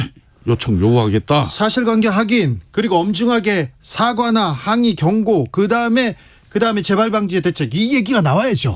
자, 이런 부분을 이제 발빠르게 이렇게 정리하면은 네. 뭐 어찌 보면 이 논란을 잠재울 수도 있어요. 국민들도 지켜보죠. 그렇지만은 이제 이번 같은 경우는 네. 2013년도에 그때 이제 뭐 에드워드 스노든 네. 그때 이 폭로처럼 네. 그게 팩트가 명확하게 맞아 떨어져 버리면은 네. 실존 인물까지도 있고 네. 폭로한 인물이 전면에 나섰잖아요, 그죠? 그런 상태면은 이게 정리가 간결한데 이거는 이제 기밀 문건이 유출은 됐는데 그 실체가 좀 모호하다 보니까 이건 위조됐다. 또 이 내용은 상당히 뭐 그렇다. 이러다 보니까 우리 정부 입장에서도 좀 맹쾌한 입장이 정리되지 않는 것은 분명 사실이에요. 그런데요. 예. 그 의장님처럼 얘기하면 국민들이 좀 들어보겠다 얘기하는데 아까 도청 얘기를 하는데 위조된 문건 얘기를 하고요. 그리고 악의가 없는 도청이다 이렇게 얘기를 하니까 국민들이 당황스럽죠. 그렇지. 뭐 잘못 받아들이면은 우리 정부가 선제적으로 네. 이걸 프레임 전환을 뭐 하려고 하고 하죠. 있다. 네. 막 이렇게 인식되어지면은 네. 별로 좋지 않죠. 그렇게 주권 인식됩니다. 국가인 네. 대한민국이 아무리 한미 동맹 관계가 중시되고 또 미국의 실질적인 여러 가지 경제 외교 부분의 협력 관계가 중하더라도 네. 또 할 이야기는 또 해야죠. 해야죠. 그렇지만 이제 그 윤석열 대통령께서도 그 타이밍을 지금 보고 있을 거예요. 보고 있을 거라고. 저는 그렇게 생각합니다. 네. 이분이 그렇게 뭐 이 동맹의 핵심 가치가 상호 존중이고 신뢰라는 걸 모르고 있는 분은 아니지 않습니까? 그러니까 국익적인 측면에서 국익과 안보 이걸 신뢰를 추구하는 입장에서 지금 특히 이제 얼마 남지 않은 미국 국빈 방문을 앞두고 예. 이걸 바이든 대통령이 윤석열 대통령과 만나더라도 외교 안보 문제만 논의하는 장이 아니에요. 예. 12년 만에 이 국빈 방문입니다. 그렇기 때문에 너무나 산적해 있어요. 이 어젠다 자체가. 예. 특히 지금 경제위기, 금융위기를 극복하기 위한 양국 간의 이런 협력 방안 이거 대단히 중요한 거죠. 그렇기 때문에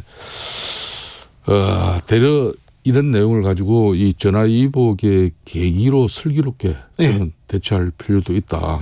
그게 외교의 힘이죠. 외교. 그렇죠. 예. 그런데 만약에 이 문제를 가지고 이제 한미 정상회담에 지렛대로 잘 삼겠다 이거 좋은데요. 네. 문제는 전제는요. 의장님께서 지적한 대로 사실관계는 파악해야 됩니다. 도청을 얼마만큼 했는지 어떤 내용을 가지고 있는지 알아야 될 거 아닙니까? 네. 그리고 재발 방지 대책 세워야 될 것 같고요. 네. 그 다음에는 사과는 받아야죠. 항의해야죠. 그렇습니다. 네. 그렇기 때문에 이게 국익적인 차원에서 이 외교 간에 특히 국가 간의 문제가 생기면요. 때로는 야당의 입을 통해서 네. 또 우리 국민들의 정서를 강력하게 항의하는 것도 하나의 수단입니다. 그렇죠. 저는 그런 측면에서 네. 민주당에서 네. 이걸 또 뭐 반미 이런 국민적 감정을 조장하는 행위는 저는 정말 맞지 않는 거라고 보고요. 예. 다만 그래도 지금 뭐 국빈 지금 미국 방문을 앞두고 한국 정부 입장에서 뭐 적나라하게 할 수 있는 특히 외교 관계에서 네. 비롯된 문제는 참 여러 가지 어려운 부분이 많아요. 그런 때는 또 야당의 입을 통해 가지고 그렇죠. 국민의 목소리가 또 이렇게 미국 정부에 가장 강력하게 전달되는 수단으로 또 활용되기도 해요. 그렇죠. 그렇기 때문에 이걸 가지고 우리 국내적으로 다시 여야 관계가 또 막 갈등과 반목 대립으로 뭐 이렇게 치부되어지면 안 된다는 이야기예요. 알겠어요. 근데 의장님처럼 이렇게 얘기를 해주면 그렇다 이렇게 생각도 하겠어요. 그런데 자 국민들이 자존심이 상해한다. 그래서 이 도청 도청 이런 문제는 묵과하지 않는다. 이런 걸 가지고 협상의 지렛대로 삼아야 되는데 우리 네. 외교안보 사령탑이 도청을 당했어요. 그런데 네. 이인자가 가서는 악이 없다. 그다음에 뭐 위조됐다 이 얘기만 하고 있는데 이거는 미국보다도 우리 국민들이 지금 뭐 하고 있습니까? 이렇게 묻고 싶어요. 그러니까 이제 여차 잘못 비춰지면은 미국 국빈 방문에 급급해서 질의 약한 모습을 그렇죠. 우리 정부가 네. 보이는 거 아니냐. 뉴욕타임스에서 네. 한국 대통령이 미 국방부 문건 유출 사건 이거 축소하려고 하고 있다 이렇게 보도가 나와요. 그러니까 이렇게 비춰지는 거는 저는 바람직하지 않다고 봐요. 네. 그런 측면에서 다만 명확한 입장을 통해서 간결하게 네. 사실관계 빨리 해명해라. 네. 그렇게 하고 만일 이게 사실로 밝혀진다고 규명되어지고 하면은 네. 우리도 외교적 채널과 모든 수단을 통해서 엄중하게 항의하고 예. 또 우리도 재발 방지 약속도 요청하고 네. 사과 받아내겠다. 예. 이렇게 하면 관계를 그렇게 하고 좀 더 지켜봐야죠. 네, 그렇죠. 예. 근데 그 얘기는 왜 못 합니까? 그렇게 이게 지금 현재 국빈 방문을 앞두고 참 애교 저도 말 못하는 여러 가지 내용들이 있어요. 예. 그러니까 어찌 보면은 뭐 좀 한미 동맹 관계가 또 과거처럼 좀 어려지더라도 시원하게 우리 국민들의 입장을 가지고 예. 주권국가 대한민국을 어떻게 보는 거냐. 네. 이건 대한민국 국민을 한마디로 우롱하는 처사다. 네. 미국 정부 빨리 사과해라. 예. 이렇게 하면 시원하죠. 네. 그렇지만 또 국가와 국가 관계에서는 네.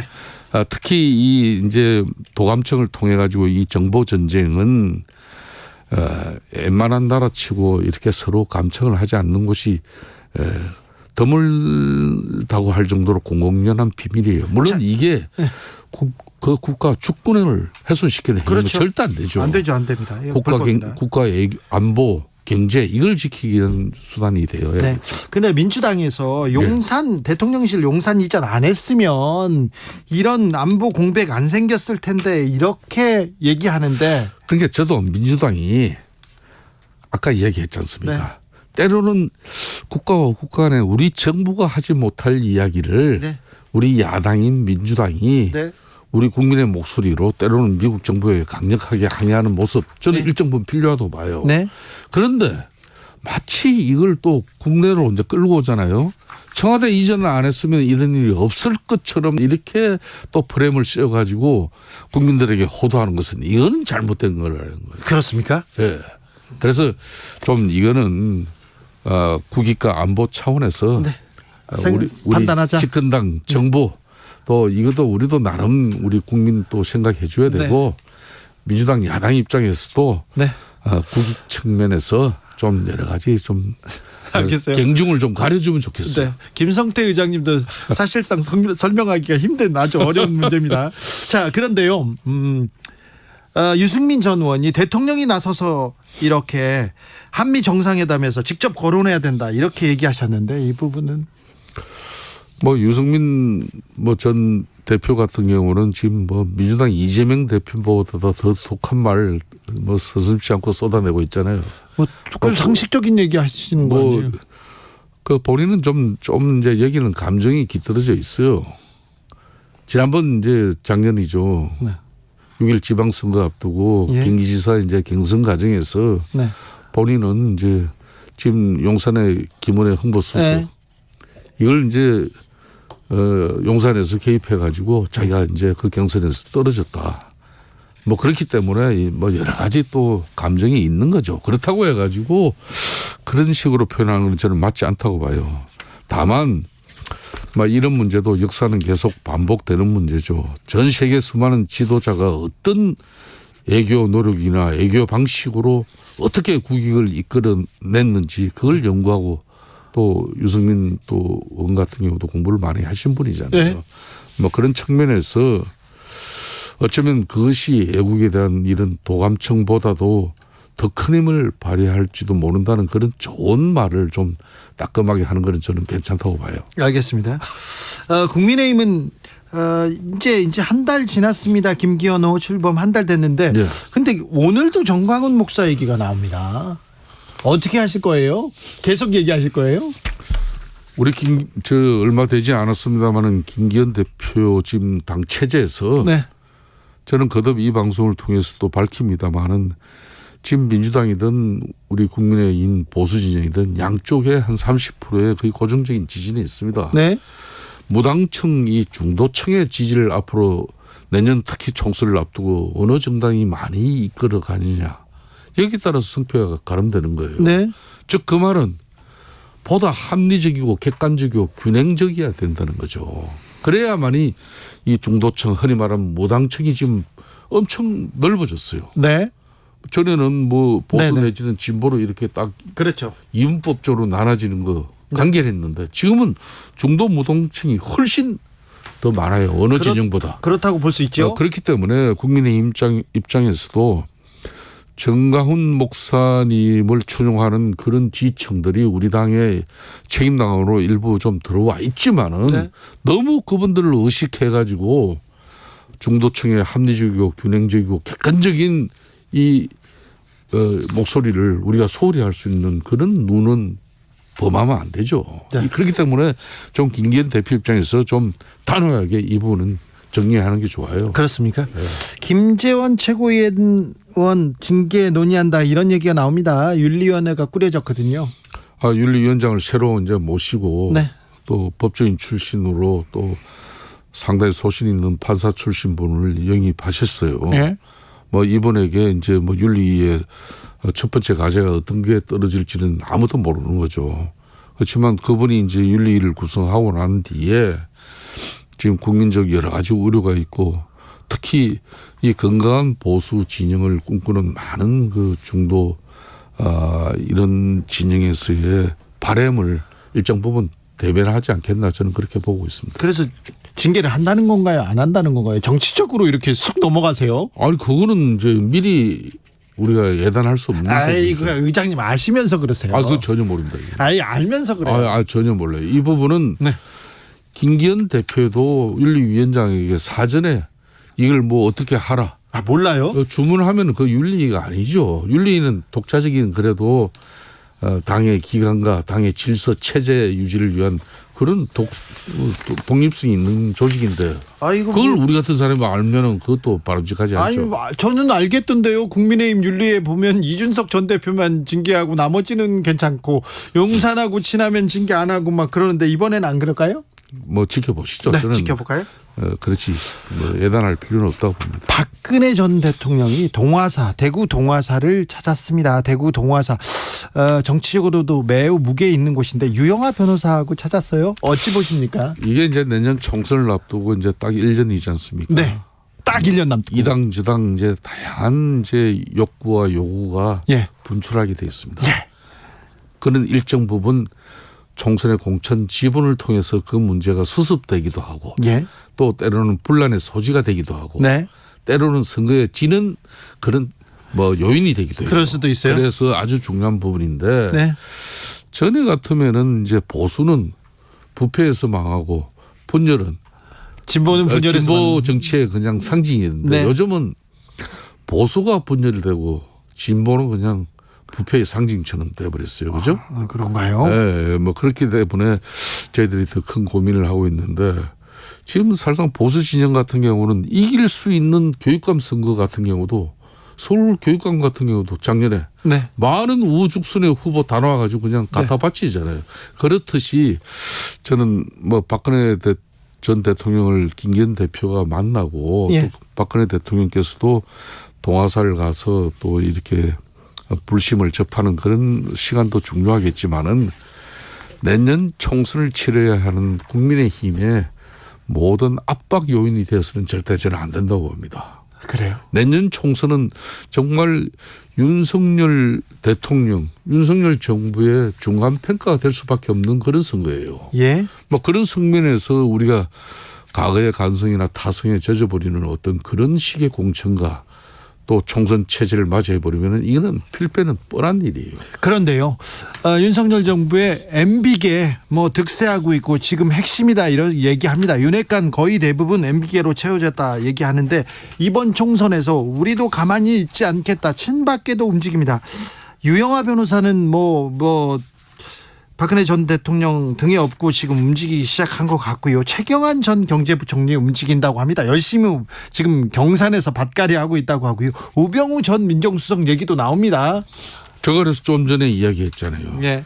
이런 행태의 지분 그 확보를 위한 다양한 정치 활동이 이제 이루어집니다. 네. 총선 전에는. 욕망이 뭐. 그렇습니다. 네, 이걸 뭐 들끓죠. 어떻게 제어할 수는 없는 거예요. 그렇지만은 내년 우리 당은 네. 공천이라는 이 결과물로 가지고 네.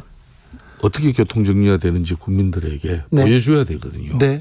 그런 측면에서 이분들이 일정 부분 또 지역의 기반을 좀 갖추고 또 뭐 그런 또 영향력을 가지고 해서 일희일비하면 안 되는 것이요.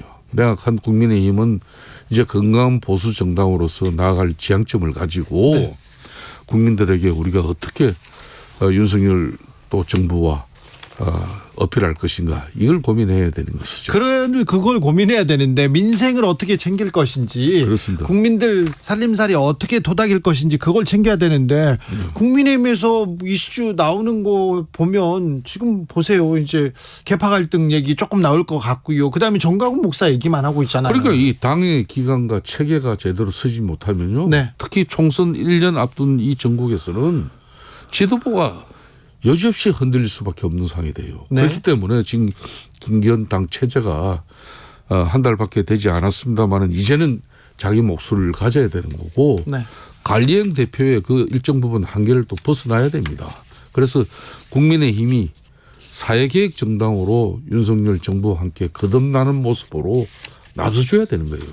영국 보수당이 300년 역사를 가지고 저렇게 존재하고 또 성공하는 이유는 이런 위기 때마다 대려 영국의 진보 정당인 노동당보다도 더 계획적인 사회계획 정당으로서 탈바꿈됐거든요. 그래서 그 흔히 말하는 인종차별이 있었던 참정권도 확대시켜줬고 네. 또 사회계획을 통해서 복지를 더 크게 향상시키고 노동자의 지위도 고민해줬고 아무튼 이런 국민의힘이 걸 우리가 사회계획 정당으로 네. 거듭 태어나야죠. 국민의힘이 국민의 목소리를 들었으면 좋겠어요. 국익을 위해서 좀 뛰는 모습 이렇게 보여주셨으면 좋겠습니다. 저희들이 bun고를 쇄신하고 네. 지금 우리 주진우 기자님의 이런 뭐 여러 패널들 하시는 말씀을 네. 저희들이 잘 새겨서 네. 앞으로 우리 당과 또 근데 윤석열 정부가 신기일전하도록 하겠습니다. 문제는 뭐냐면 김성태 의장은 잘 듣는 것 같은데요. 국민의힘 지도부는 안 듣는 것 같고요. 대통령실도 안 듣는 것 같아요. 그 얘기는 그렇지 않습니다. 그 얘기는 또 하죠. 위기는 곧 기회가 될 수 있기 때문에 얼마나 이 처절한 진정성으로 변화하느냐 이걸 국민들이 지켜볼 거 아닙니까? 알겠습니다. 좀 기다려 주십시오. 네, 김성태 국민의힘 중앙위원회 상임의장이었습니다. 감사합니다. 예, 감사합니다. 정치 피로, 사건 사고로 인한 피로, 고달픈 일상에서 오는 피로. 오늘 시사하셨습니까? 경험해 보세요. 들은 날과 안 들은 날의 차이. 여러분의 피로를 날려줄 저녁 한 끼 시사 추진우 라이브.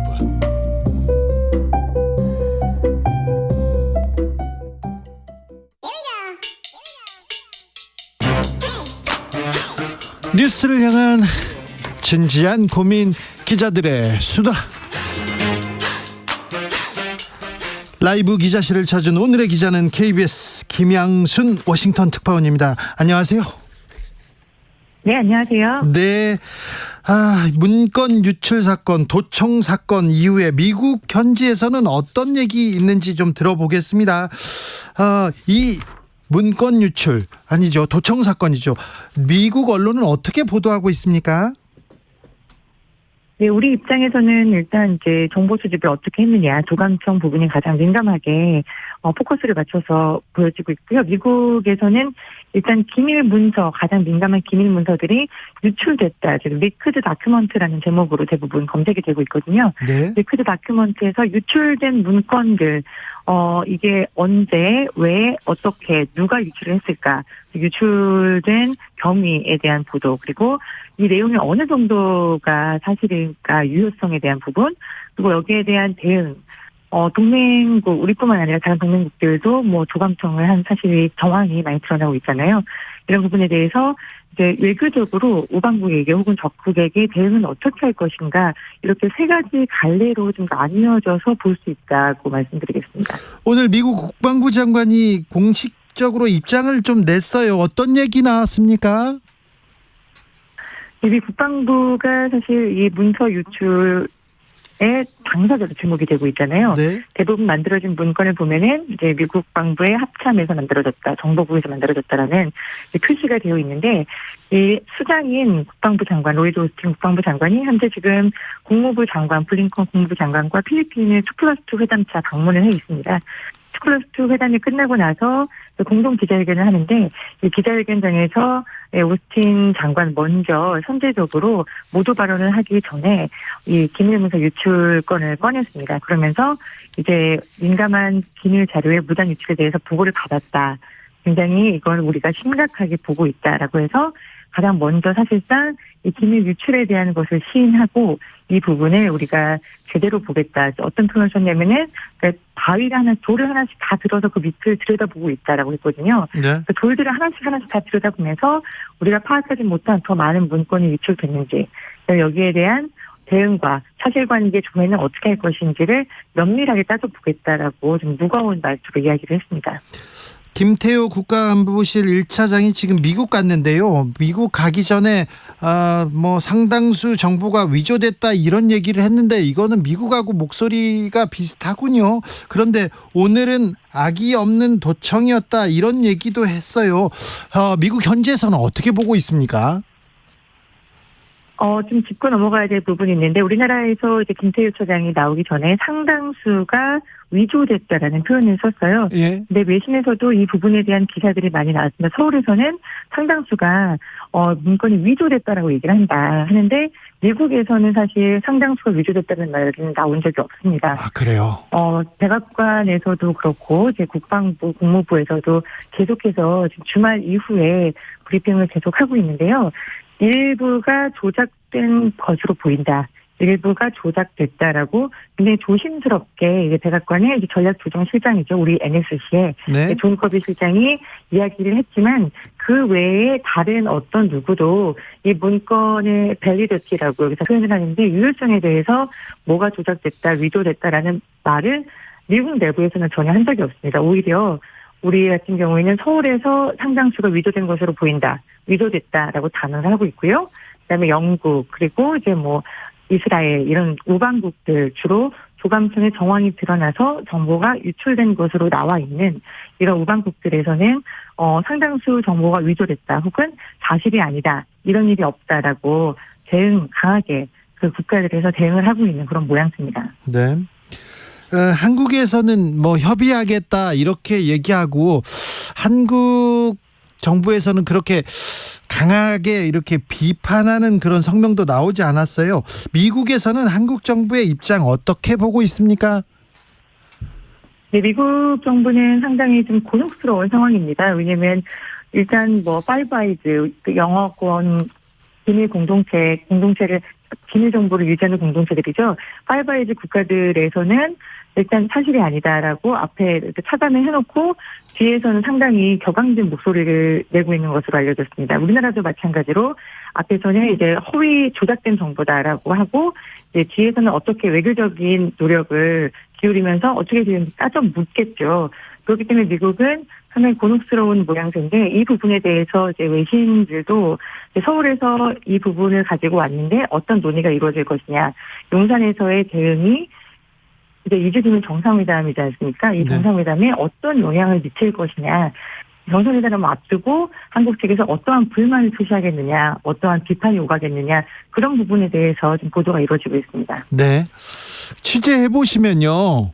미국이 그 한국 안보실을 도감청했다 여기까지는 사실인 것 같지 않습니까?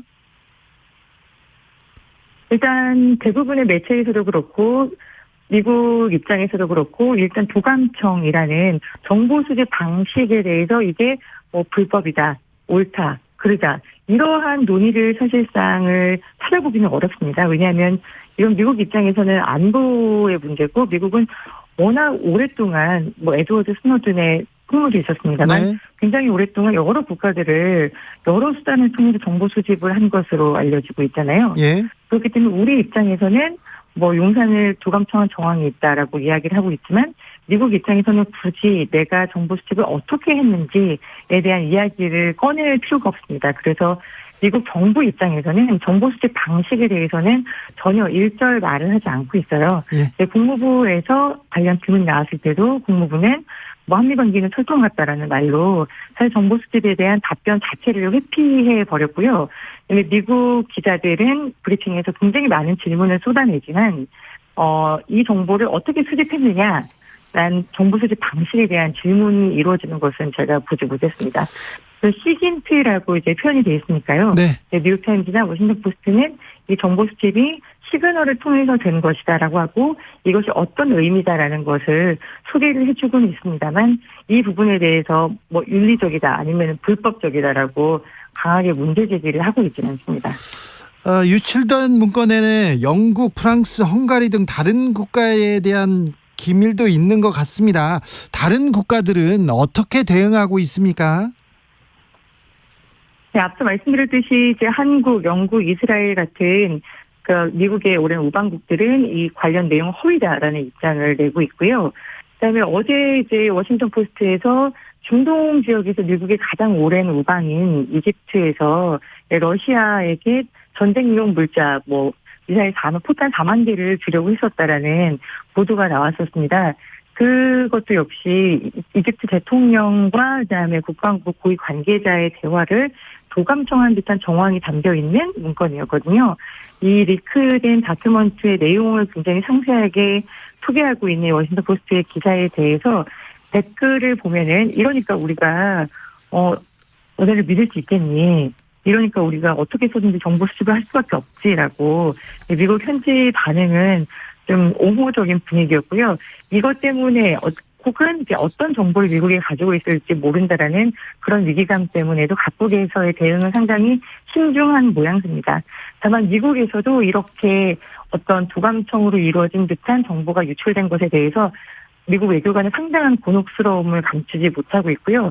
이제 우방국들과 어떻게 이야기를 해야 할 것이냐라는 걱정들도 조금씩 나오고 있습니다. 네. 한미 정상회담 앞두고 있습니다. 미국 현지에서 한미 정상회담 관련된 기사 어떻게 나오고 있습니까? 한미 정상회담 이제 2주 뒤에 있는데요. 지금 바이든 미 대통령 영국 방문 중이죠. 영국 방문 이후에 만나는 정상이 우리 정상입니다. 그렇다면 이제 한국과는 어떤 것들을 우리 입장에서는 가져오고 그다음에 어떤 것들을 우리가 미국에 줄 수 있을까에 대한 논의들이 지금 조금씩 나오고 있습니다. 일정도 이제 조금씩 픽스가 되고 있는 것으로 알려지고 있는데요.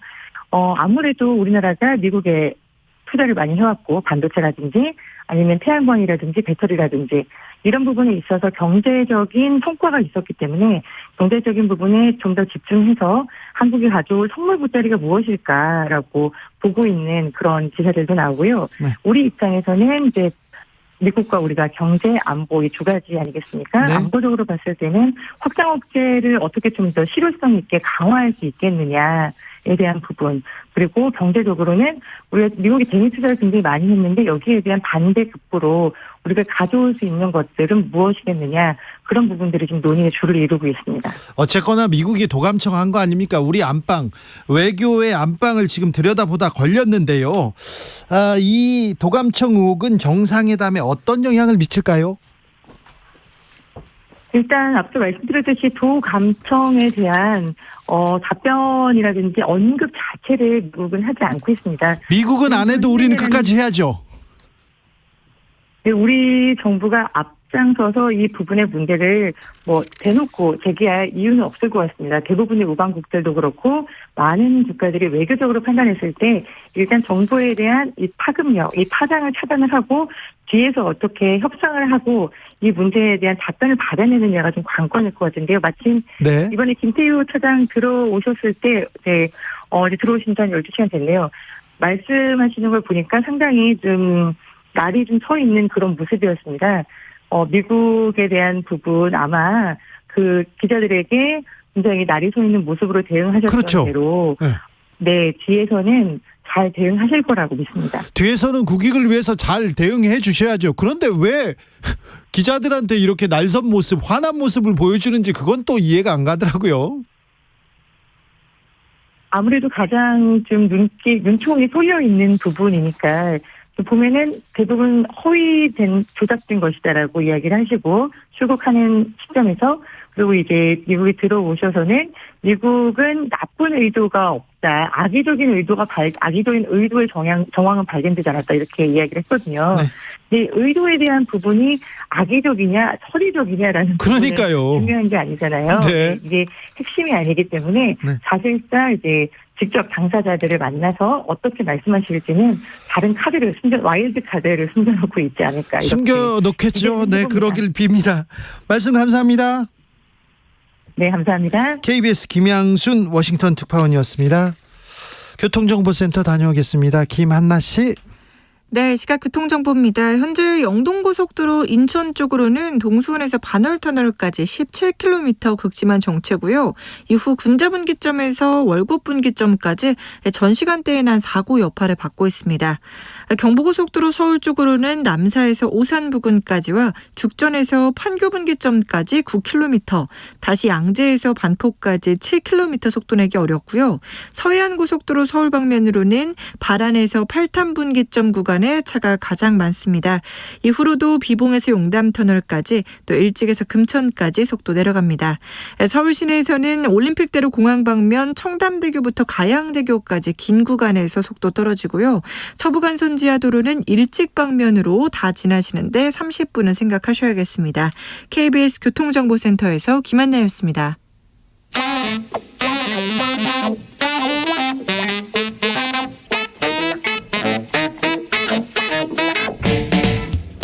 세계는 넓고 이슈는 많다. 우리의 시야를 국제적으로 넓혀보겠습니다. 국내 뉴스, 국제 이슈 다 덤벼라. 지금은 글로벌 시대. 국제적 토크의 세계로 들어가 봅니다. 군사 외교 안보 전문가 김종대 전 의원 어서 오세요. 안녕하십니까. 세계적인 평론 스케일 임상훈 인문결 연구소장 어서 오세요. 안녕하십니까. 네. 도청욱 이거 쭉 브리핑해 주십시오. 김종대 듣고 싶었습니다. 예, 일단 참 상황이 긴박하게 돌아가네요. 네. 이번에 그 김일루처럼 정말 미국 정보 공동체가 있거든요. 여러 기관들이 이제 NSA, CIA, DIA 등 여러 기관에서 아주 기념비적인 참사입니다. 네. 이 100쪽에 이르는 문서에 대해 가지고 미국 정부가 이게 심각하다는 이야기를 연일하고 있고 네. 또 변명의 여지가 없다는 커비 조정관의 말도 나왔고요. 네. 오스틴 국방장관까지 드디어 오늘 첫 발언이 나왔습니다. 네. 심각하게 보고 있다. 이런 상황이고 이게 지금 어떤 미군의 전 세계 정보망을 다 바꿔야 될 사건이에요. 기밀이 그냥 줄줄이 샜어요. 특히 러시아 국가안보국 내에 침투해 있는 그 정보망. 이게 지금 거덜이 날 판이에요. 거기에다가 외국의 내정 간섭이 있습니다. 예. 이스라엘 모사드가 반정부 시위에 요원을 동원하는 어떤 그런 정보들이라든가 정말 민감하기 짝이었고요. 이런 식의 어떤 그 정보 누설 사건이 지금 내용도 충격적이지만 방식도 충격적이에요. 제가 보기에는 과거에 이런 정보 누설 사건의 대형 참사가 주로 미국 정보기관 내 경쟁으로부터 비롯됐습니다. 그렇죠. 그 안에서 나왔는데요. 예.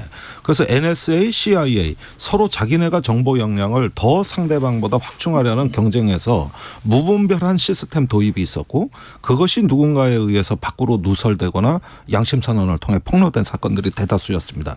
그게 에드워드 스노든 사건이고 어산지 사건입니다. 예.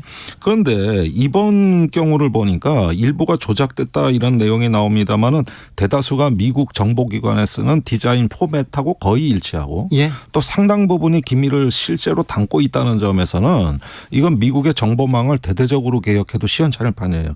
그러니까 이렇게 심각한데 유독 이 사건이 별거 아니라고 얘기하는 국가가 하나 있습니다. 우리나라죠. 예, 나간 정보도 뭐 대부분 위조된 정보고 도감청은 없었고 선의의 악의적 도청은 없었고 네. 그러니까 미국에다가 따질 일도 없고 이렇게 다들 충격에 빠져 있고 이 사건이 얼마나 엄중한가 또 제대로 사후 처리가 되는 게 모든 나라의 관심사인데. 네.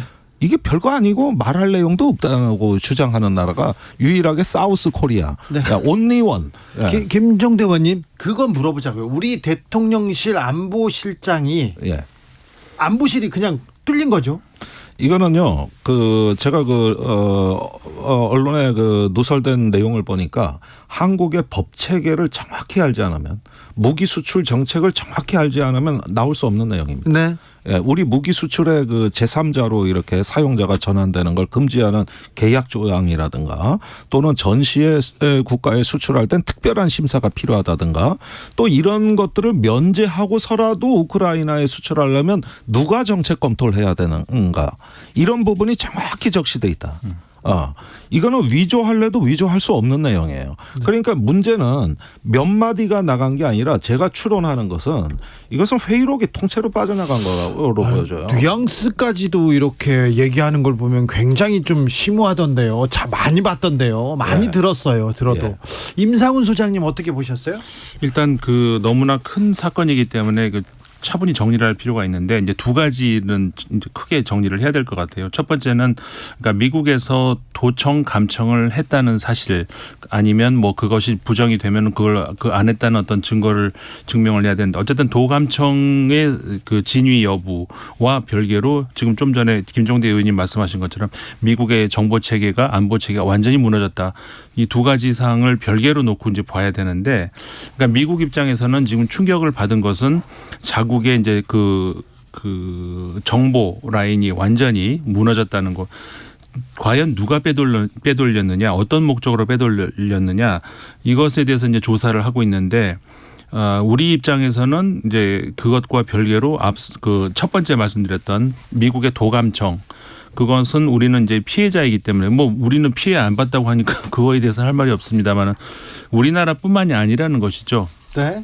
미국의 주요 안보 동맹국 영국까지도 도감청을 당했으니까 그리고 아랍에미리트 그다음에 프랑스 같은 경우에 도감청 문제보다 이제 다른 문제 우크라이나 전쟁에 아주 깊이 개입이 돼 있다는 어떤 그런데 근데 이건 사실 여부를 이건 약간 중립적으로 봐야 될 것 같아요. 이런 하여간 내용들이 들어가 있는데 전 세계가 지금 국가별로 이게 만약에 사실이라면 큰 국가적인 대참사라고 볼 수가 있는 그런 내용들이거든요. 그렇기 때문에 두 가지를 일단 구별을 하고 봐야 되는 것인데 일단 국제적인 차원에서만 보자면은 저는 이제 그 이야기만 하자면은 예를 들어서 이스라엘 같은 경우도 모사드 이제 정보기관이잖아요. 그 정보기관 모사드 같은 경우에는 국내 정치 개입은 못하도록 되어 있습니다. 거기 법도. 그런데 시위를 조장을 했다는 뒤에서 개입을 했다는 정황이 나왔는데 그것도 거꾸로 반정부 시위를 뒤에서 밀었다는 얘기거든요. 그러니까 우리식으로 하면 안기부가 반정부 시위를 뒤에서 밀어줬다는 얘기가 되는 국정원에서요. 네, 국정원에서. 네. 정부 비판 시위를 도와줬다는 거 그렇죠. 아닙니까? 그러니까는 그거는 과연 국가가 제대로 좀 돌아가고 있는지를 만약에 사실이란 말이죠. 그런 것이고 프랑스 같은 경우도 우크라이나의 실제 군인이 파견이 돼서 활동을 하고 있다는 내용이 들어가 있는데 그렇게 된다면은 모든 서방 국가들이 러시아와 직접적인 전쟁을 하지 않겠다는 이유로 계속해서 이제 지원을 간접적인 지원만 하고 있었는데 그게 그러면은 러시아하고 직접 싸우고 있었다는 얘기가 되거든요. 물론 프랑스에서도 이건 부인을 했어요. 그러니까 이런 내용들이 만약에 사실이라면은 아주 큰 얘기가 되는 것이죠. 도감청 정보기관들을 이렇게 광범위하게 합니까? 제가 몇 해 전까지만 해도 전화기를 4대를 가지고 다녔어요. 4개를 가지고 다니면서 썼습니다. 그것도 두세 대는 계속 돌려서 썼고요.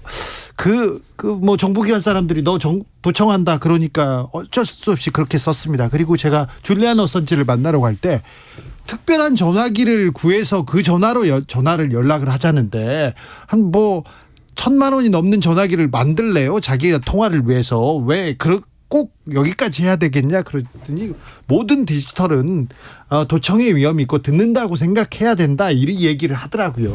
지금 크게 두 가지 부류로 보시면 되겠습니다. 에실론이라고도 얘기하고 프리즘이라고도 얘기하는 전 세계의 도청 시스템. 네. 하루에 2억 회도 마음 먹으면 접근할 수 있는 네. 이 냉전 때부터 진화시켜온 이 거대한 시스템은 미국의 NSA 예. 국가안보국의 아주 독점적인 전유물입니다. 예. 예. 반면에 이렇게 도청 감청에 의하지 않고 휴대폰의 안드로이드 운영 체계라든가 네.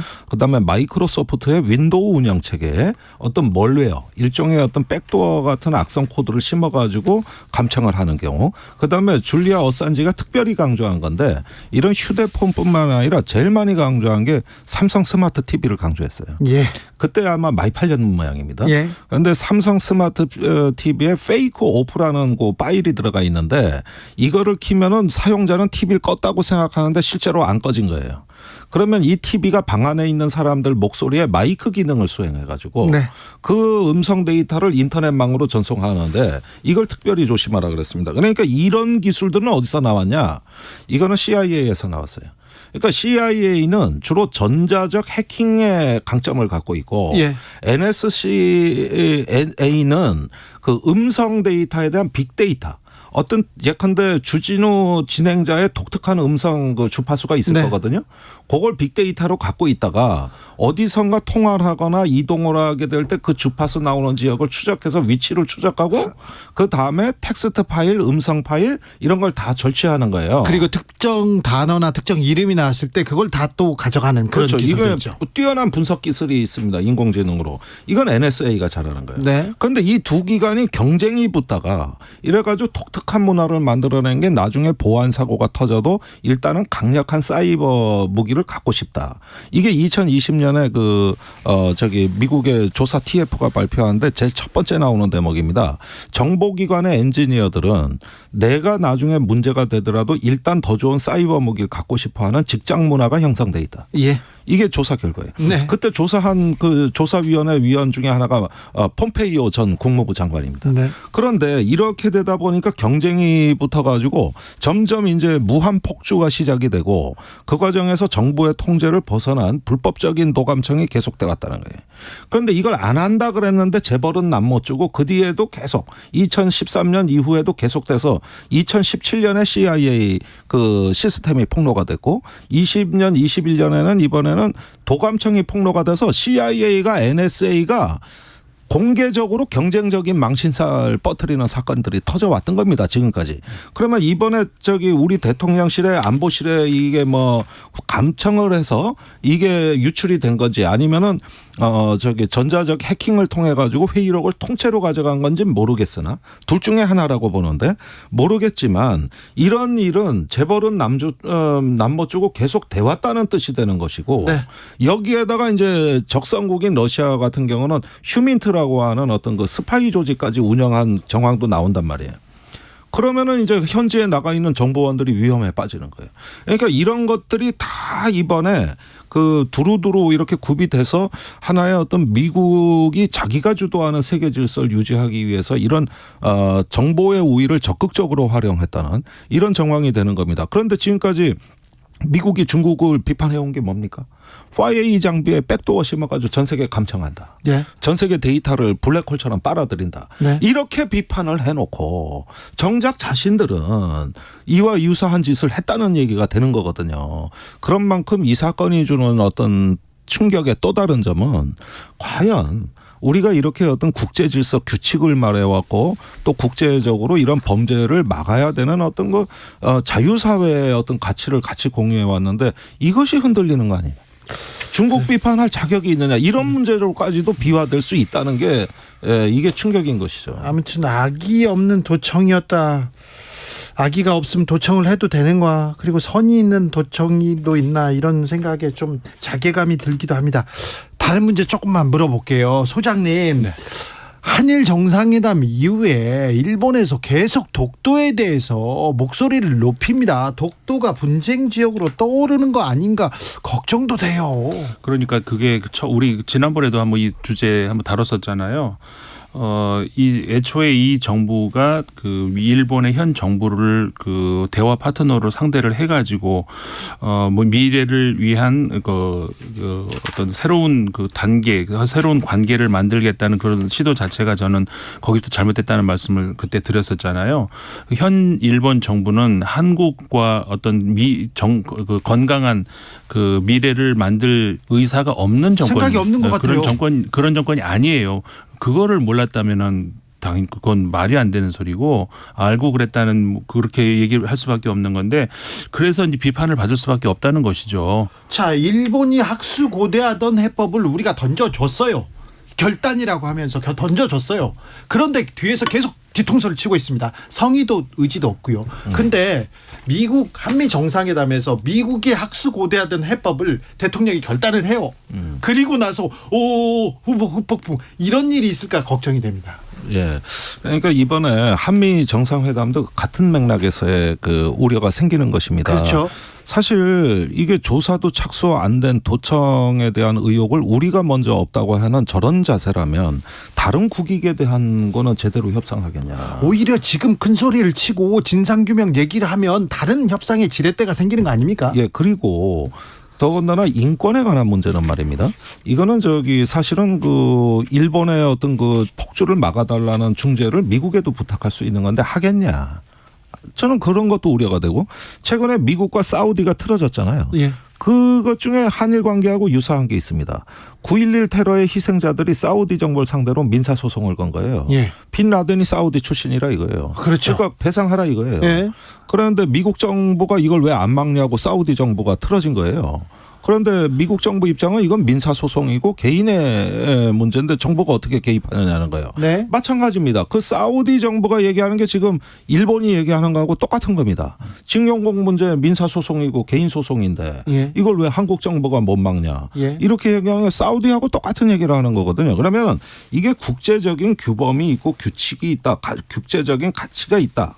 이렇게 된다면은 이 부분에 대한 부분은 우리 정부가 일본에 뭐 거의 굴욕적인 양보를 했기 때문에 네. 이제 그 다음에 일본에 호응이 있는 어떤 그 조치가 나와야 되는데 거꾸로 뒤통수를 쳤어요. 네. 그러면 우리가 미국 정부한테도 노력을 다 했는데도 결과가 이거고, 이것 때문에 한미일 안보 협력에 지장이 초래된다면 일본 정부의 저 태도를 바꿀 수 있도록. 예. 거기 가서도 촉구할 수 있는 것이죠. 근데 김병기 의원이 주진우 라이브에서 이런 얘기했어요. 미국만 도청을 했겠냐? 중국, 일본, 러시아도 도청 가능성이 있는데 특별히 이번에 미국에서 도청한 내용을 일본한테 줄 수 있는 정보를 제공할 수 있는 가능성은 매우 높다, 이런 얘기를 하셨어요. 글쎄요. 뭐 그건 여러 가지 상상은 있을 수 있는 일이라고 봅니다. 그런데 사실 일본이나 한국은 5I에 들어간 나라가 아니고 정보동맹이 아닙니다. 이건 김태효 차장이 실수한 거예요. 공항에서 한미는 정보동맹이라고 그랬거든요. 예. 그런 동맹 아닙니다. 정보 공조를 하고 있는 거지. 이게 왜 정보동맹은 1급 기밀을 주고받는 거거든요. 그래요. 예. 그러면 이런 도청이나 이 지금 여기 탑시크릿이라고 하는 의미는 이것은 어떤 그 정보동맹 안에서만 공유하는데, 이번의 경우에는 그 외국에조차도 5I에도 주지 말라고 써 있어요. 네. 맨 상단에. 그런데 이런 것들을 이제 정보 정치가 이루어져 가지고 여기서 어떤 국가 간의 어떤 그 관계를 갖다가 수정을 하고 개선을 하는데, 그런 정보기관이 이제 감청 자료나 탑시크릿이 이제 작동한다 그러면은 이건 정말 심각한 문제예요. 네. 일단은 불법이에요. 네. 일단은 이건 국제 범죄가 되는 그렇죠. 겁니다. 이거는. 네. 인도적으로도 절대 안 되죠. 이게 안 되는 거예요. 안 네. 되는 건 안 되는 거예요. 그런데 미국은요, 다른 나라를 계속 해왔죠. 예. 계속 해오는 걸 보면 다른 나라를 동맹으로 보지 않고 그냥 뭐 좀 아래로 보지 않나, 이런 생각도 해봅니다. 다른 수단에 의한 국제 질서를 주도할 여력이 많이 소진이 되는 겁니다. 그러니까 자꾸 이런 수단에 의존하게 되는 거죠. 그렇죠. 미국이란 국가가 갖고 있는 소프트 파워, 매력이 있는 거고, 하드 파워, 경제력과 군사력으로 다른 나라에 인센티브를 주는 능력이 있는 건데, 이런 어떤 주도력이 소진되니까 결국은 자꾸 불법적인 비공식적인 데 의존하게 되는 겁니다, 이게. 네. 미국이 초조해진다라는 그런 생각이 들어요. 그러니까 상상력 부족. 그러니까 지금 방금 김종대 의원님 말씀하셨듯이 그럴 수 있는 수단이 얼마든지 있는데 그런 것들을 활용하지 못하고 이렇게 그 어둠의 세계에서 근데 이게 지금 처음 벌어진 일이 아니란 말이에요. 우리 얼마 전에도 다 기억하실 겁니다. 메르켈 총리가 10년 동안인가 그 전화 도청당했다는 거. 네. 그 당시에 유럽에서는 발칵 뒤집혔거든요. 그리고 당시 오바마 정부, 그러니까 오바마 정부에서만 그랬다는 것이 아니라 그 전부터 해왔던 그런 것이었는데 결국 오바마 대통령이 공식적으로 사과까지 했어요. 그러니까 미국이 도청했다는 걸 인정을 했다는 것이죠. 저는 몰랐어요. 사과할게요 했잖아요. 사과하고 이제는 내가 알고 싶은 게 있으면 도청 안 하고 전화해서 물어보겠다 이렇게까지 말을 했단 말이죠. 네.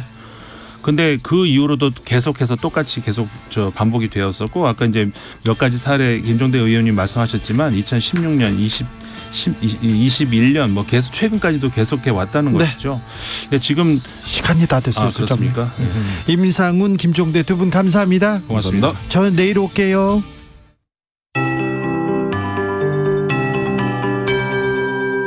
KBS 58